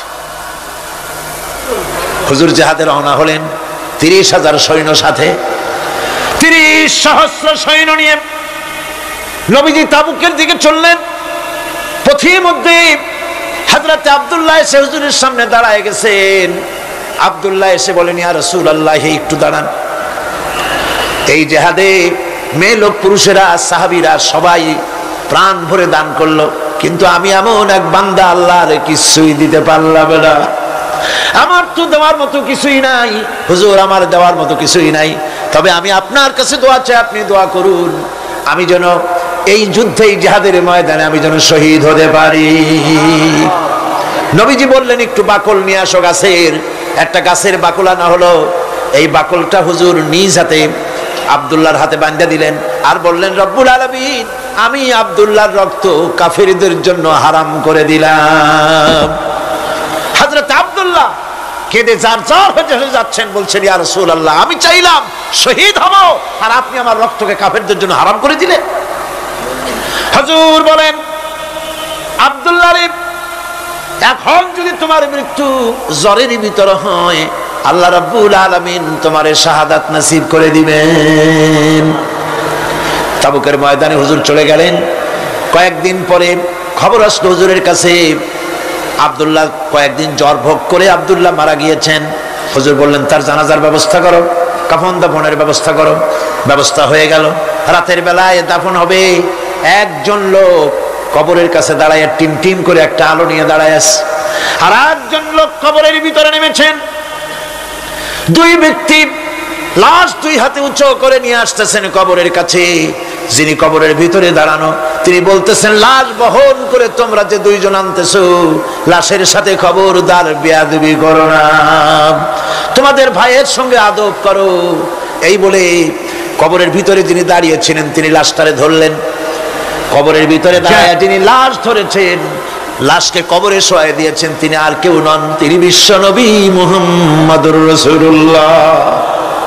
নিজের হাতে হযরত আব্দুল্লাহকে শোয়াই দিলেন। লাশ বহন করে যে 2 জন আনলেন, তার একজন হলেন হযরত আবু বকর, আর একজন হযরত ওমর রাদিয়াল্লাহু তাআলা আনহুমা। আর আলো নিয়ে যিনি দাঁড়িয়েছেন, টিম টিম করে জ্বলতেছেন, তিনি হযরত বেলাল। কবরের ভিতরে হযরত আব্দুল্লাহকে শুইয়ে দিয়ে উপরে মাটি দিয়ে নবীজি কবরের 2 দিকে হাত দিয়া আল্লাহ রাব্বুল আলামিনের দরবারে ফরিয়াদ তুললেন, রব্বুল আলামিন, আমি আজকে সন্ধ্যা পর্যন্ত এই আব্দুল্লাহর প্রতি রাজি ছিলাম, খুশি ছিলাম। আল্লাহ গো, তুমি আব্দুল্লাহর প্রতি রাজি হয়ে যাও। হযরত ইবনে মাসউদ রাদিয়াল্লাহু তাআলা আনহু পাশে দাঁড়ানো ছিলেন। চিৎকার দিয়ে কেঁদে কেঁদে বললেন, আয় আল্লাহ তাআলা, এই কবরের ভিতরে আজকে আব্দুল্লাহর লাশটা না হইয়া যদি আমার লাশ হতো, আমার ভাগ্যটা খুলে যেত। শহীদের মর্যাদা আল্লাহ পাকের কাছে সব থেকে বেশি। এই শহীদের পথ নিয়ামত প্রাপ্তদের পথ। যারা নিয়ামত পেয়েছে পৃথিবীতে, নবীজিন, সিদ্দিকিন, শুহাদা, এরাই হচ্ছেন নিয়ামত প্রাপ্ত। আল্লাহর রাস্তায় জীবন দেওয়ায় যে মজা, পৃথিবীতে আর কোনো কিছুতে সেই মজা নাই। হযরত ওমর রাদিয়াল্লাহু তাআলা আনহু দোয়া করতেন, আল্লাহুম্মা রযুকনি শাহাদাতান ফি সাবিলিক ওয়াজআল মাউতি ফি বালাদি রাসূলিক। আয় আল্লাহ, তুমি আমাকে শাহাদাতের মত আমাকে দান করো। শাহাদাতের তামান্না প্রত্যেকটি মুসলমানের ভেতরে থাকতে হবে। শহীদ হওয়া যাবে ইসলামের জন্য। সময় হয়তো আসতে পারে, হয়তো এমন সময় আসতে পারে যখন কোরআনের মর্যাদাকে টিকে রাখার জন্য, সুন্নতে নববীকে টিকে রাখার জন্য জান দেওয়া লাগতে পারে। তখন কি আপনারা জীবন দিতে পারবেন?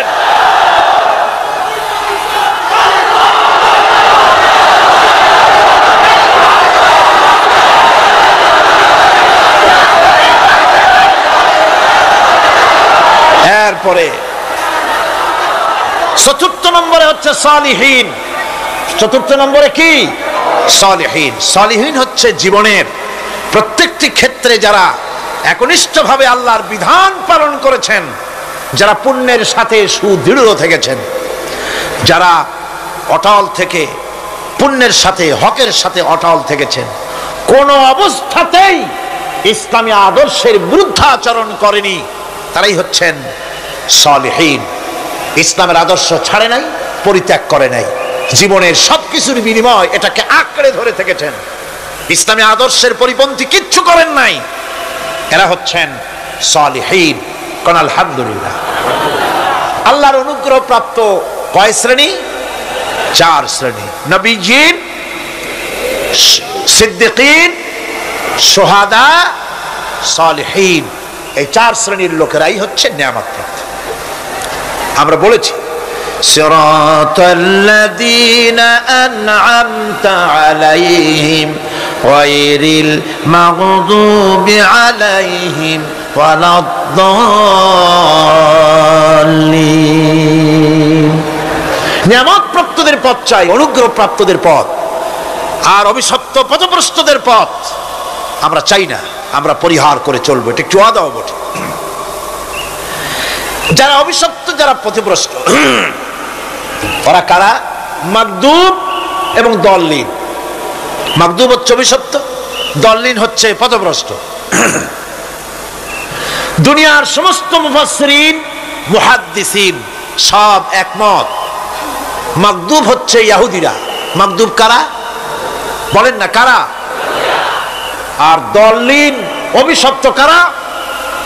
খ্রিস্টানেরা। বলেন কারা? একটুখানি জোরে সোরে দরুদ শরীফ পড়েন। সালাতুন ইয়া রাসূলুল্লাহ আলাইকুম, সালামুন ইয়া হাবিবাল্লাহ আলাইকুম। জোরে পড়েন।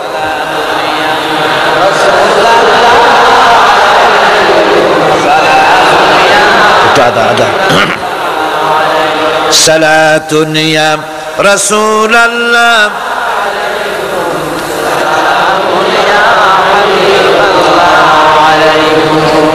ভাইরা, ইহুদিদের অভিশপ্ত হওয়ার কারণটা কি?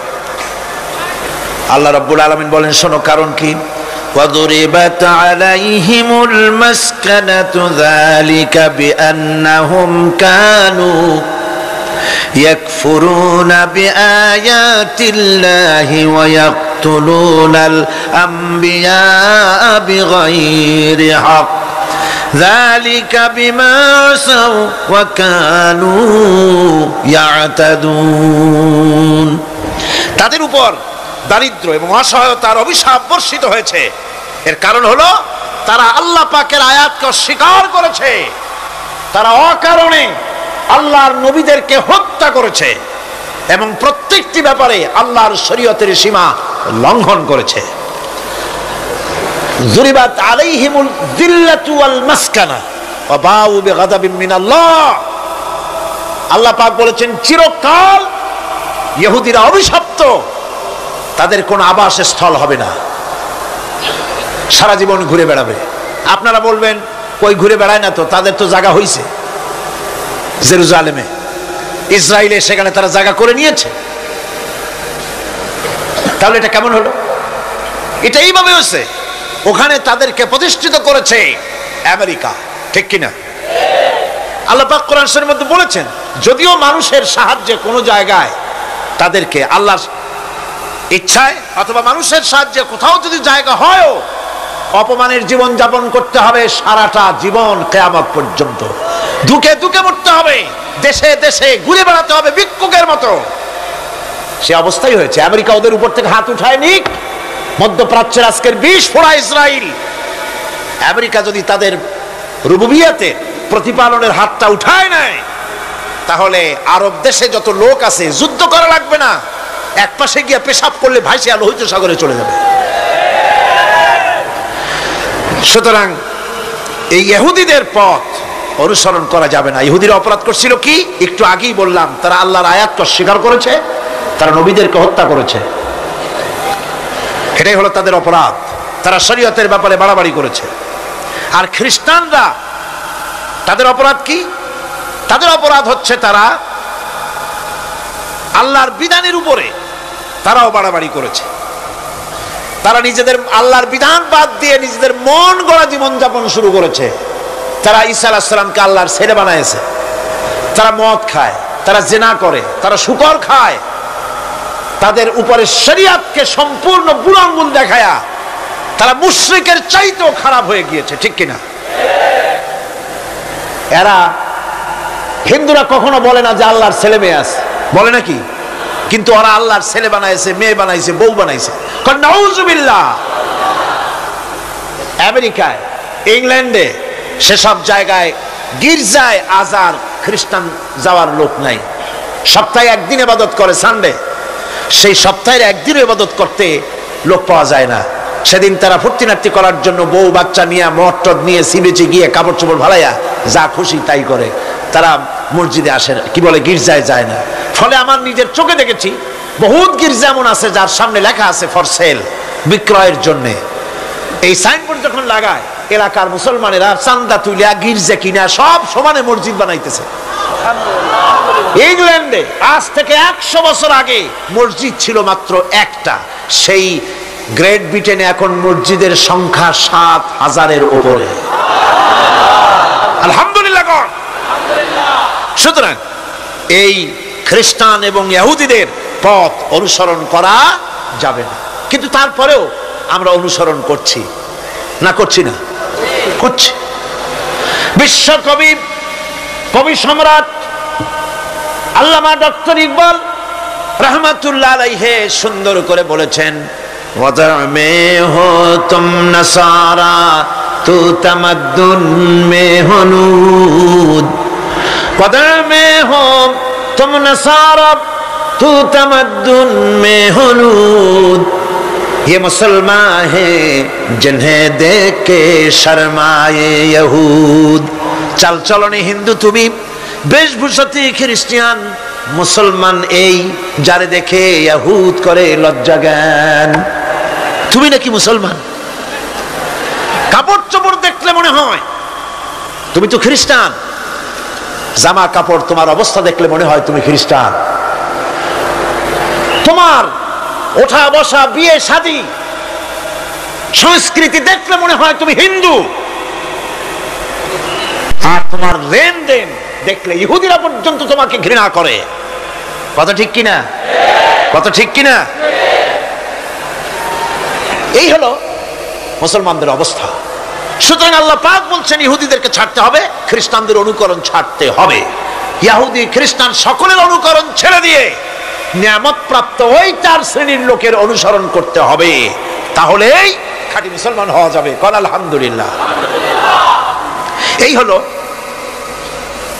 সূরা ফাতিহা, যা গত আজকের দিন সহ 5 দিন আমরা আলোচনা করলাম। কল আলহামদুলিল্লাহ। এখন এই সূরা ফাতিহাকে আমি আপনাদের পকেটে উঠাই দিতে চাই, যাতে করে মনে থাকে। 5 দিনের অনেক কথা এক জায়গায় করে দিলে মনে করতে সুবিধা হবে, ঠিক কিনা? মনে রাখতে সুবিধা হবে। সূরা ফাতিহা আয়াত কয়টা? এই 7টি আয়াতের 7টি শিক্ষা আছে। সূরা ফাতিহার শিক্ষা 1, সকল প্রশংসা কেবলমাত্র হাদিস শরীফে এসেছে, ইদা মুদিহাল ফাসিকু ইহতাজ্জাতিল আরশ, যখন কোনো ফাসেকের প্রশংসা করা হয়, যে ব্যক্তি নামাজ পড়ে না, রোজা করে না, দিন মানে না, ঈমান নাই, চরিত্র নাই, এমন লোককে যখন প্রশংসা করা হয়, আল্লাহ পাকের আরশ গোসায় থরথর করে কাঁপতে থাকে। সুতরাং সমস্ত প্রশংসা হবে কার? পার্লামেন্টে যখন বাজেট বক্তৃতা হলো, বাজেটের উপরে ৩৯ ঘন্টা আলোচনার সুযোগ এলো। আমি দেখলাম প্রত্যেকেই আলোচনার সময় বলছেন, আমি স্মরণ করছি সহস্র বছরের অমুক, শ্রেষ্ঠ অমুক, আমার নেতা অমুক, এভাবে বলছে। প্রত্যেকেই দাঁড়িয়ে বলছে, আমি স্মরণ করি অমুক আর তমুক। আমি খুব চিন্তায় পড়ে গেলাম, আহারে, পৃথিবীর দ্বিতীয় বৃহত্তম মুসলিম দেশ, আমার আল্লাহর নাম উঠছে না। আমি সময় পেলাম 25 মিনিট। তথ্য মন্ত্রণালয়ের কলিজা তো পুঁটি মাছের মতো বড়, সেই জন্য আমার বক্তব্য তারা দেয় নাই।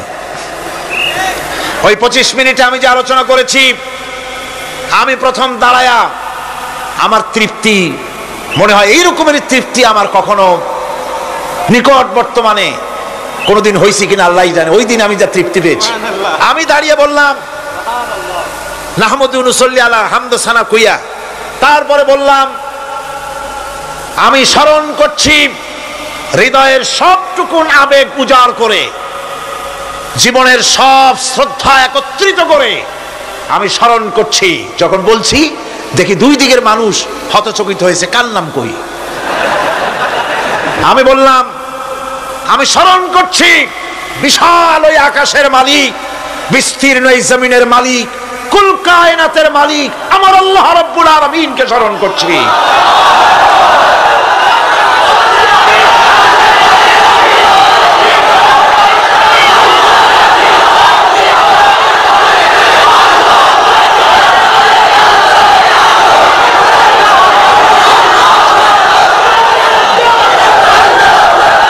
সুতরাং আমি দারুণ তৃপ্তি পেয়েছি।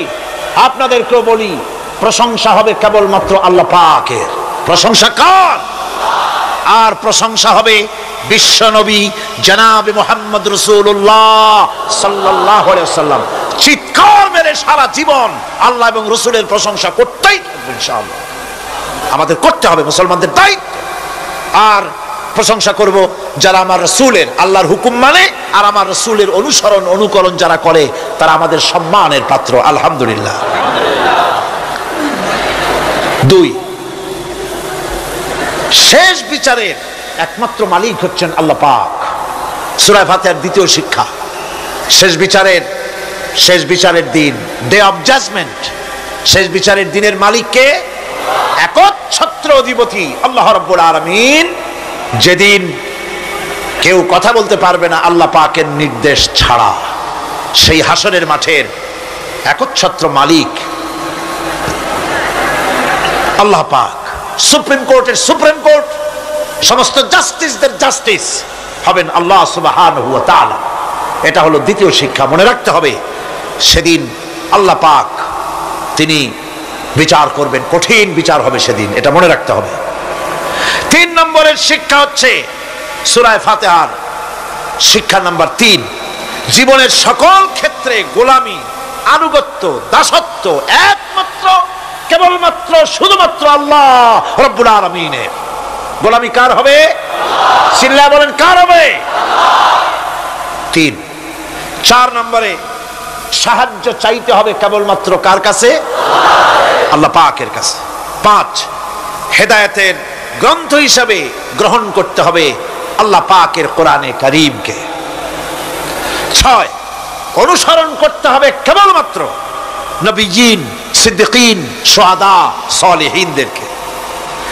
7, জীবনের সকল স্তর থেকে ইহুদি এবং নাসারাদের প্রভাব মুক্ত করতে হবে নিজের জীবনকে। ইহুদি, নাসারা, আল্লাহ বিরোধী যারা মুশরিক, নাস্তিক, মুরতাদ, এই সবগুলি থেকে নিজেকে মুক্ত করতে হবে। গোলামি হবে কেবলমাত্র আল্লাহ পাকের। আর এইভাবে 7টি আয়াতের 7টি শিক্ষা আপনাদের সামনে পেশ করলাম। আল্লাহ রাব্বুল আলামিন এগুলি যেন মানার তৌফিক আমাদের দেন, আমরা বলি আমিন। আরো জোরে বলেন আমিন। বন্ধুগণ, গায়রিল মাগদুবি আলাইহিম ওয়ালাদ-দাল্লিন আমরা পড়ি, ইহুদি এবং খ্রিস্টানের পথ অনুসরণ করব না বলি, কিন্তু এই তো 1 জানুয়ারি আসতেছে। 1 জানুয়ারি 1997 সন 31 ডিসেম্বর রাত 12টা 1 মিনিটের সময় বাংলাদেশের শহর সমূহে বাজি পোড়ানো শুরু হয়। কথা ঠিক কিনা? আমি জিজ্ঞেস করতে চাই, এটা কি খ্রিস্টানের দেশ? জোরে বলেন, এটা কি খ্রিস্টানের দেশ? অবশ্য আমাদের দেশে খ্রিস্টান, হিন্দু, বৌদ্ধ যারা আছে তারাও আমাদের নাগরিক, সন্দেহ নাই। কিন্তু এই দেশ হচ্ছে পৃথিবীর 2য় বৃহত্তম মুসলিম দেশ। খ্রিস্টানেরা নববর্ষ উদযাপনের জন্য বাজি পোড়াক, ফুর্তি করুক, যা বললায় তাই করুক, কিন্তু একজন মুসলমান এই নববর্ষ উদযাপনের জন্য বাজি পোড়াতে পারে না, বোমা ফুটাতে পারে না, ফুর্তি করতে পারে না। কোন মানে নাই, জাস্টিফিকেশন নাই। এটা যদি করা হয় আপনি খ্রিস্টানদের গোলামি করছেন, এটাই প্রমাণিত হবে। 1 বৈশাখ নববর্ষ উদযাপন করা হয় আমাদের দেশে। আজ 2-4 বছর ধরে শুরু হয়েছে 1 বৈশাখ উদযাপন করা। 1 বৈশাখে সকালবেলায় বাসন্তী রঙের শাড়ি পরে সারা রাত রাস্তায় আলপনা এঁকে রমনা লেকের পাশে গিয়ে যুবতী আর যুবকরা বাসন্তী রঙের শাড়ি পরে সূর্য উদয়ের পানে করজোড়ে সেদিকে তাকিয়ে বলে, এসো হে নববৈশাখ স্বাগতম হে। বৈশাখ বলে বাবাজিরা আমারে ডাকতেছো, ওয়েট এন্ড সি, অপেক্ষা করো, আসতেছি। যে বৈশাখকে ডাকা হলো, স্বাভাবিক বৈশাখ কাল বৈশাখীর রুদ্র রূপ ধারণ করে 180 মাইল স্পিডে এসে বাড়ি ঘর কল কারখানা ভাঙ্গা জনমের মতো স্বাগতম হে।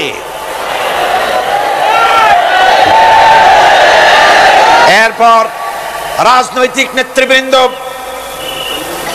এবং বুদ্ধিজীবী, ছাত্রছাত্রী, শিক্ষক, 1 শ্রেণীর শিক্ষক বৃন্দ মঙ্গল প্রদীপ জ্বালিয়ে দিনের সূচনা করেন। কুকুরের মুখোশ, গাধার মুখোশ, কুমিরের মুখোশ পরে মিছিল করেন।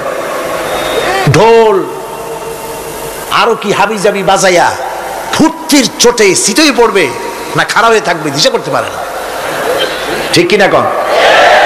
আমি জিজ্ঞেস করি, 1 বৈশাখের সাথে উদযাপন, নববর্ষ উদযাপনের সাথে মুখোশ পরার সম্পর্ক কি?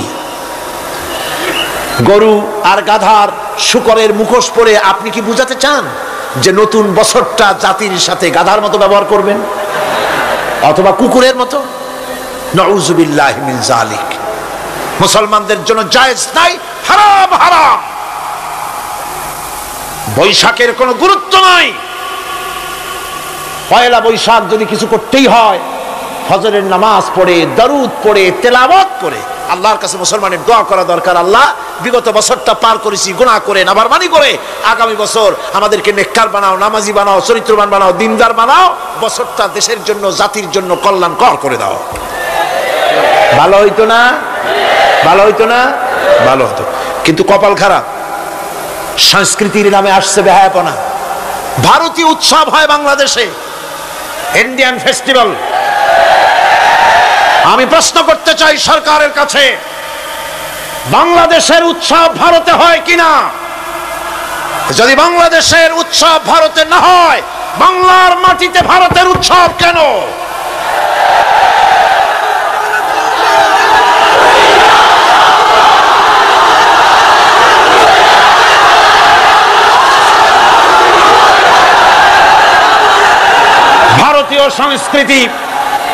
ভারতীয় সংস্কৃতি মুসলমানদের জন্য এইডসের চাইতেও মারাত্মক। ওই সংস্কৃতির সাথে আমাদের কোনো মিল নাই। তেল আর পানি কোনোদিন মিশবে না। আমাদের সংস্কৃতি সম্পূর্ণ আলাদা, ঈমান ভিত্তিক, তাওহীদ ভিত্তিক সংস্কৃতি আমাদের। যুবতী মেয়েদেরকে এনে প্রতিদিন সপ্তাহে সপ্তাহে ডজনকে ডজন শিল্পী আনা হচ্ছে আমাদের দেশে, গায়িকা, নর্তকী। আমাদের দেশের ভাবমূর্তিকে নষ্ট করা হয়েছে। গান বাজনার দিকে উঠে পড়ে লেগে গিয়েছে জাতি। আজ এই জাতির দুর্ভাগ্য কোথায় গিয়ে ঠেকবে আল্লাহ পাক জানেন। আমরা মুসলমান, আমাদের উন্নতি, আমাদের অরুজ, আমাদের জওয়াল, আমাদের উন্নতি আর আমাদের অবনতি কিসে হবে? বিশ্বকাপ এ জাতির হাতে যতদিন ছিল তরবারি, এ জাতির হাতে যতদিন ছিল কোরআন, গোটা পৃথিবী তার পায়ের উপরে চুমা খেয়েছে। আর যেদিন কোরআনের পরিবর্তে জাতির হাতে এসেছে তানপুরা, বেহালা, ঢোল, সারিন্দা, নারিন্দা, সারেগামা, পাদানিসা, তখনই কপাল পুড়েছে জাতির।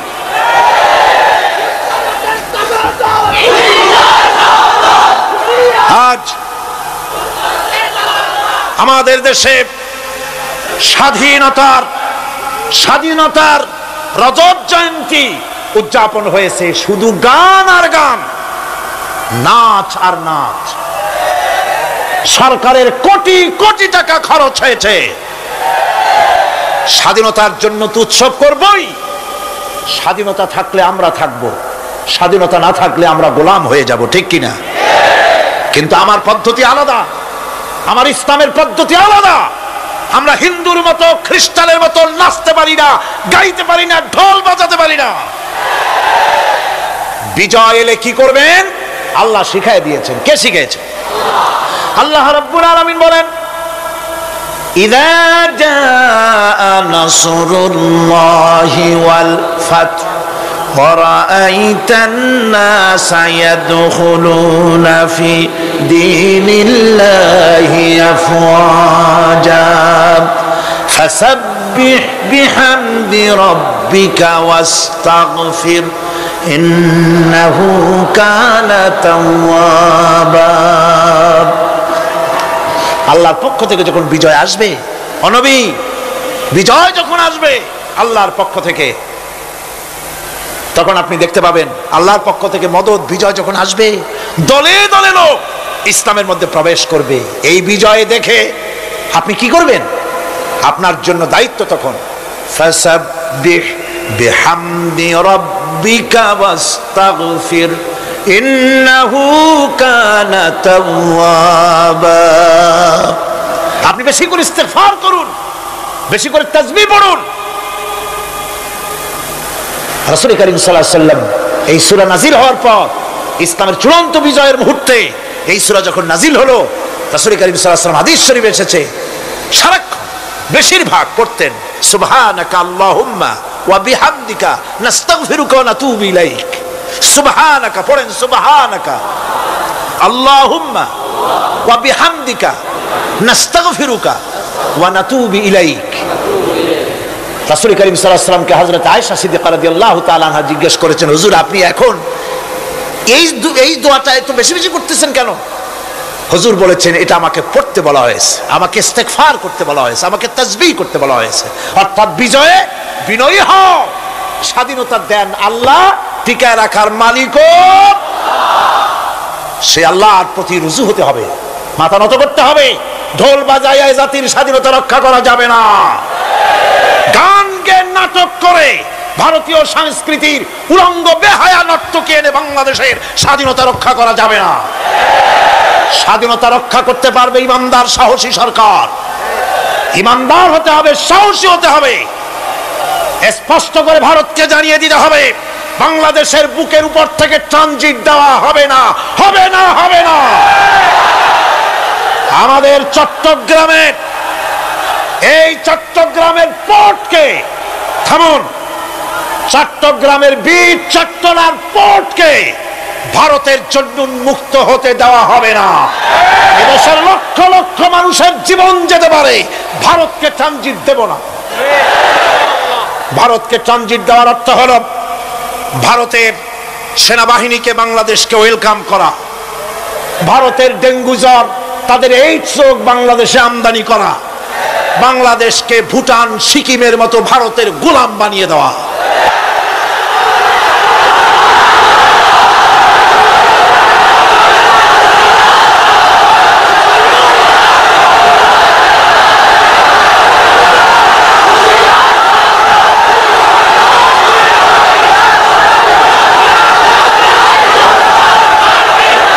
বন্ধুগণ, বন্ধুগণ, আমি বলতেছিলাম থামুন।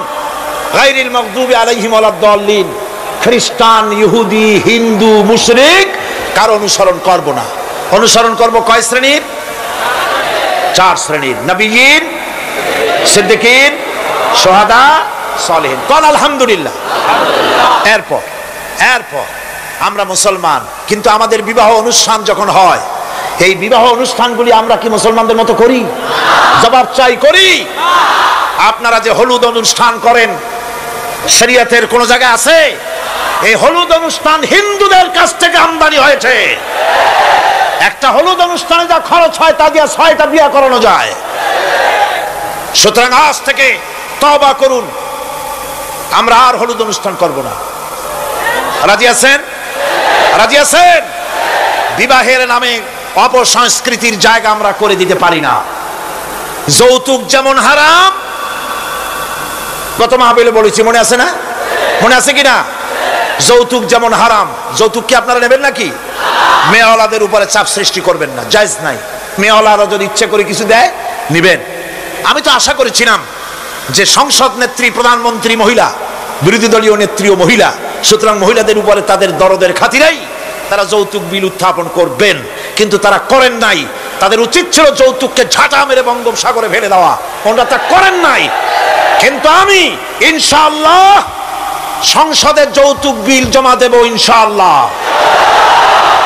আমি একা অথবা আমরা 3 জন যাই হই, সংসদে আমি কখনো একাকিত্ব ফিল করি না, কারণ আল্লাহ রাব্বুল আলামিন আমার সাথে আছেন।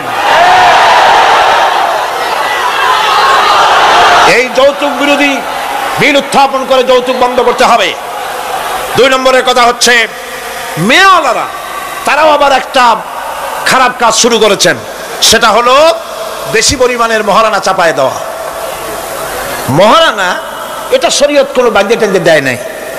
ছেলেপক্ষ যদ্দূর দিতে পারে সেইটা মেয়েওয়ালাদের আন্দাজ থাকা উচিত। অহেতুক যৌতুক, অহেতুক মহারানা চাপায় দিবেন না। এটা একটি ট্র্যাডিশন হয়েছে। 5,55,515 টাকা 1 পয়সা,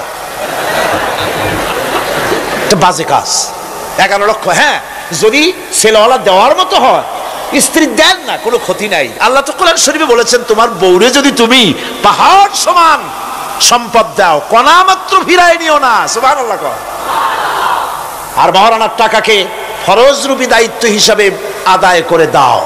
কাজেই যে মহারানা আদায় হতে পারে এই রকমের মহারানা দেওয়া উচিত। অতিরিক্ত চাপায় দিতে পারবে না। কিয়ামতের দিন ওই পুরুষটাকে আল্লাহর দরবারে জিনাকারের কাতারে দাঁড়াতে হবে। আমাদের বিবাহ সম্পর্কে এই কথাটা বললাম, মনে রাখবেন, যৌতুক নিবেন না, আর অতিরিক্ত মহারানার বোঝাও চাপায় দিবেন না। তবে যা দিতে পারে সেই রকমই আপনারা দিবেন। এরপরে আর একটা জিনিস আমাদের দেশে চালু আছে, যা হিন্দু খ্রিস্টানদের সঙ্গে মিলে যায়, তা হচ্ছে কোন সম্মানিত লোক মারা গেল, তার জন্য নীরব হয়ে দাঁড়ায় থাকা। আমাদের পার্লামেন্টের একজন সদস্য মারা গেলেন, সংসদে প্রস্তাব উঠলো 1 মিনিট নীরব হয়ে দাঁড়ায় থাকে। আমি বললাম, স্পিকার সাহেব, 1 মিনিট দাঁড়ায় থাকলে যদি সওয়াব হয়, তো 1 মিনিট কেন, আসুন আমরা 25 মিনিট খাড়ায় থাকি। আর যদি কোনো সওয়াবই না হয়, তাহলে এই প্রহসন কেন? আমরা তো আমাদের মা বাপের কবরের কাছে গিয়া কোনোদিন ভূতের মতো খাড়ায় থাকি না, সেখানে তো অবশ্যই আমরা দোয়া দুরূদ পড়ি, ঠিক কিনা? বললাম, স্পিকার সাহেব, আমার মাহফিল যদি হতো তা আমি বলতাম সূরা ফাতিহা পড়েন, ইখলাস পড়েন, দরুদ শরীফ পড়েন। এটা আপনার মাহফিল, এটার গার্ডিয়ান আপনি, এটার অভিভাবক আপনি। আপনি সকলকে বলেন সূরা ফাতিহা, সূরা ইখলাস পড়তে। মাননীয় সম্মানিত স্পিকার সাথে সাথে বললেন সকলকে, আপনারা ফাতিহা পড়েন, ইখলাস পড়েন, দরুদ শরীফ পড়েন। আলহামদুলিল্লাহ, বললেন আলহামদুলিল্লাহ। আমরা চেষ্টা করছি সংসদের ভেতরে একটা গুণগত পরিবর্তন আনার জন্য। আল্লাহ যেন তৌফিক দান, জনগণ আমিন। ভাইরা আমার, সুতরাং এই সমস্ত হচ্ছে খ্রিস্টান ইহুদিদের কাস্টমস, তাদের ট্র্যাডিশন, এর সাথে আমাদের কোনো সম্পর্ক নাই। হিন্দুরা, খ্রিস্টানেরা কেউ মরে গেলে পরে দাঁড়ায় থাকুক, শুয়ে থাকুক, যেমনি পারে তেমনি করুক, কিন্তু আমি তো মুসলমান, আমি কি? যারা বলেন আমরা কি? ইসলাম যা এলাউ করে না, আমরা তা করতে পারি না। এটা যেন আমাদের সকলের মনে থাকে। বন্ধুগণ, এরপরে আমি আরজ করতে চাই, আমি মোনাজাতের দিকে এগোচ্ছি। আমি বুঝতে পারছি মানুষের প্রচন্ড কষ্ট হচ্ছে, মা বোনদের, ভাইয়েদের। এরপরে যে কথাটি আমি বলতে চাই সেটা হলো, বাংলাদেশ হচ্ছে ইসলামের ঘাঁটি, ইসলামের দুর্জয় ঘাঁটি। আমাদের এই দেশে আল্লাহর দ্বীন কায়েম করতে হবে, জমিন আল্লাহর। আমি জিজ্ঞেস করতে চাই, এই লক্ষ লক্ষ জনতার কাছে জমিন কার? আমি খুশি হইতে পারলাম না। আপনারা আল্লাহর নামটা কি জোরে নিছিলেন? গায়ে যত শক্তি আছে ওই শক্তি দিয়ে আল্লাহর নামটা নিছিলেন? যদি না নিয়ে থাকেন, সপ্ত শক্তি নিয়ে আপনারা বলেন জমিন কার? আরো জোরে বলতে হবে, জমিন কার? আকাশ কার? বাতাস কার? এ মানব গোষ্ঠী কার? আইন চলবে কার? সুতরাং আল্লাহর আইনের উল্টা ধর্মনিরপেক্ষতাবাদ, জাতীয়তাবাদ, পুঁজিবাদ, সমাজতন্ত্র মানি না, মানি না, মানি না।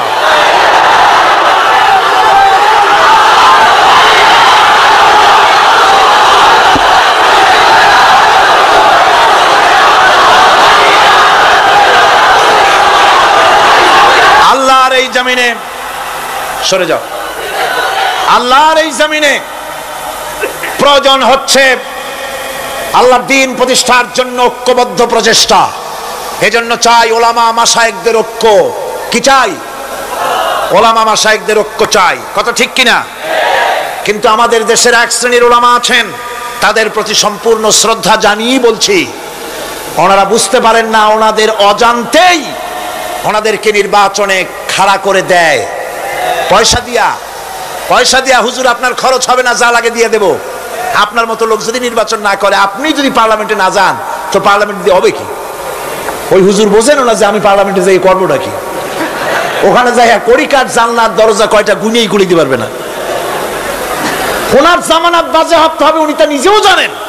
তারপরে ইসলামী আন্দোলনের একটা লোক যদি ফেল করানো যায়, সেজন্যই সম্পূর্ণ ইখলাসের সাথে উনি দাঁড়ায় যান। আর এজন্যে পার্শ্ববর্তী দেশ থেকে কিছু লোক আসেন, তারা এসে এদেশের মুসলমান এবং ওলামাদের মধ্যে অনৈক্য ঘটায় যান। তারা যত বড় আলেম হোক আর পীর নামের হোক, আমি তাদেরকে সাবধান হতে বলি, আপনার রাজনীতি আপনার দেশে করুন। আওলাদে রাসূলের নাম লাগাইয়া বাংলাদেশের রাজনীতিতে নাক গলাবেন না।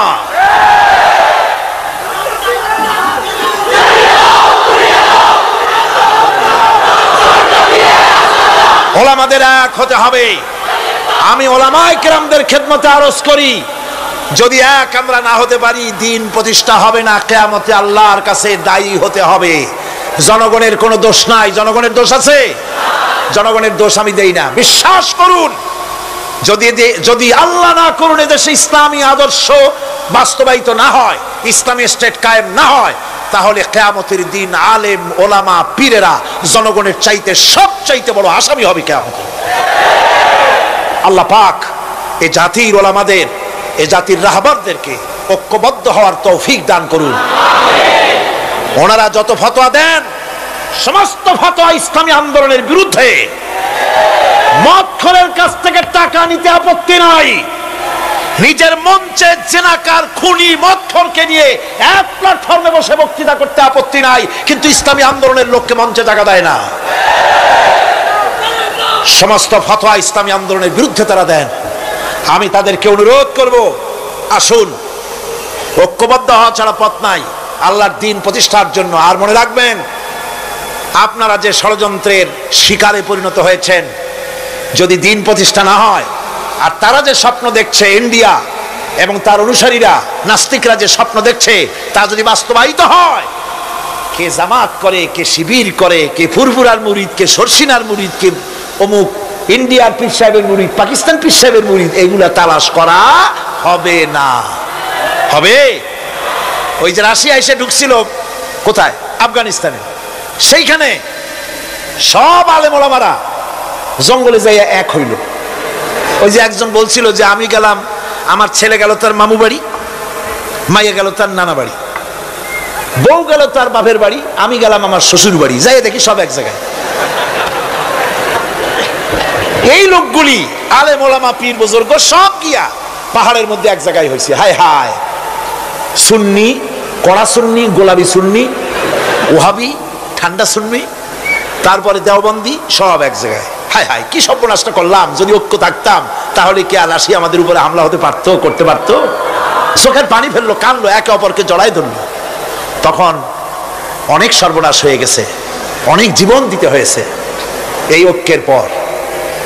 তারপরে আল্লাহ মেহেরবানি করেছেন তওবা করার কারণে। কিন্তু আমাদের দেশে অনৈক্যের কারণে, আল্লাহ না করুন, যদি এখানে ইসলামের দুশমন যারা, আজ তো তারা রেডিওতে বসে আছে, আজ তো তারা টিভিতে বসে আছে, আজ তো তারা নাটক তৈরি করে, আজ তারা সিনেমা তৈরি করে। गुलिस्तान के हर शाख पर उल्लू बैठे हैं, फिर अंजाम गुलिस्तान क्या होगा। ফুল বাগিচার ডালে ডালে হুতুম পেচারা বসে আছে, এ ফুল বাগানের অবস্থা কি হবে? নাস্তিক, মুরতাদ, বেঈমান সব এগুলিকে দখল করে আল্লাহর দিনকে বুড়ো আঙ্গুল দেখাবার প্রচেষ্টা চালাচ্ছে। যদি তাদের স্বপ্ন কামিয়াব হয়, তাহলে মনে রাখবেন ওই কাবলির মতো, যে কাবলি এসে দেখছিল যে বাঙালি ছেলে, বাংলাদেশি ছেলে, সে জাম খেতেছে, জিজ্ঞেস করছে তুম সব ক্যা খায়া করতে হো? বলছে হাম সব জাম খায়া করতে হ্যাঁ। কাবলি বলছে হাম খা सकते हैं? तो क्यों नहीं, जरूर तशरीफ लाइए दरख्त पर और मजे से खाइए। আসেন, গাছে ওঠেন, জমের খাওয়া খান। কাবলি উঠছে, এখন ও তো আর বোঝে না যে কোনটা ভালো লাগবে।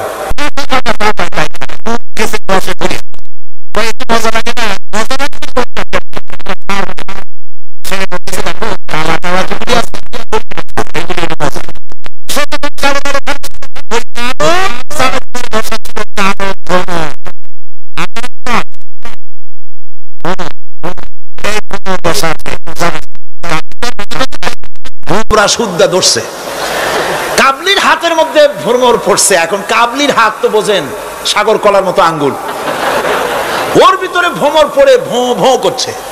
কাবলি বলছে ভোঁ করো, ভাঁ করো, छोड़ेगा नहीं, কালে কালে जितने पाएंगे सब खा छोड़ेंगे। কালো পাইলি হইছে। সুতরাং ইসলাম বিরোধীরা যদি সুযোগ পেয়ে যায়, দেওবন্দি মাদ্রাসায় কে পাশ করেছো, পটিয়াকে, হাটহাজারীকে, ফুরফুরাকে, সরসিনাকে, দেওবন্দিকে, আলিয়াকে দেখা হবে না, পাইকারি ধরে, দাড়ি টুপি ধরে ধরে হত্যা করা হবে।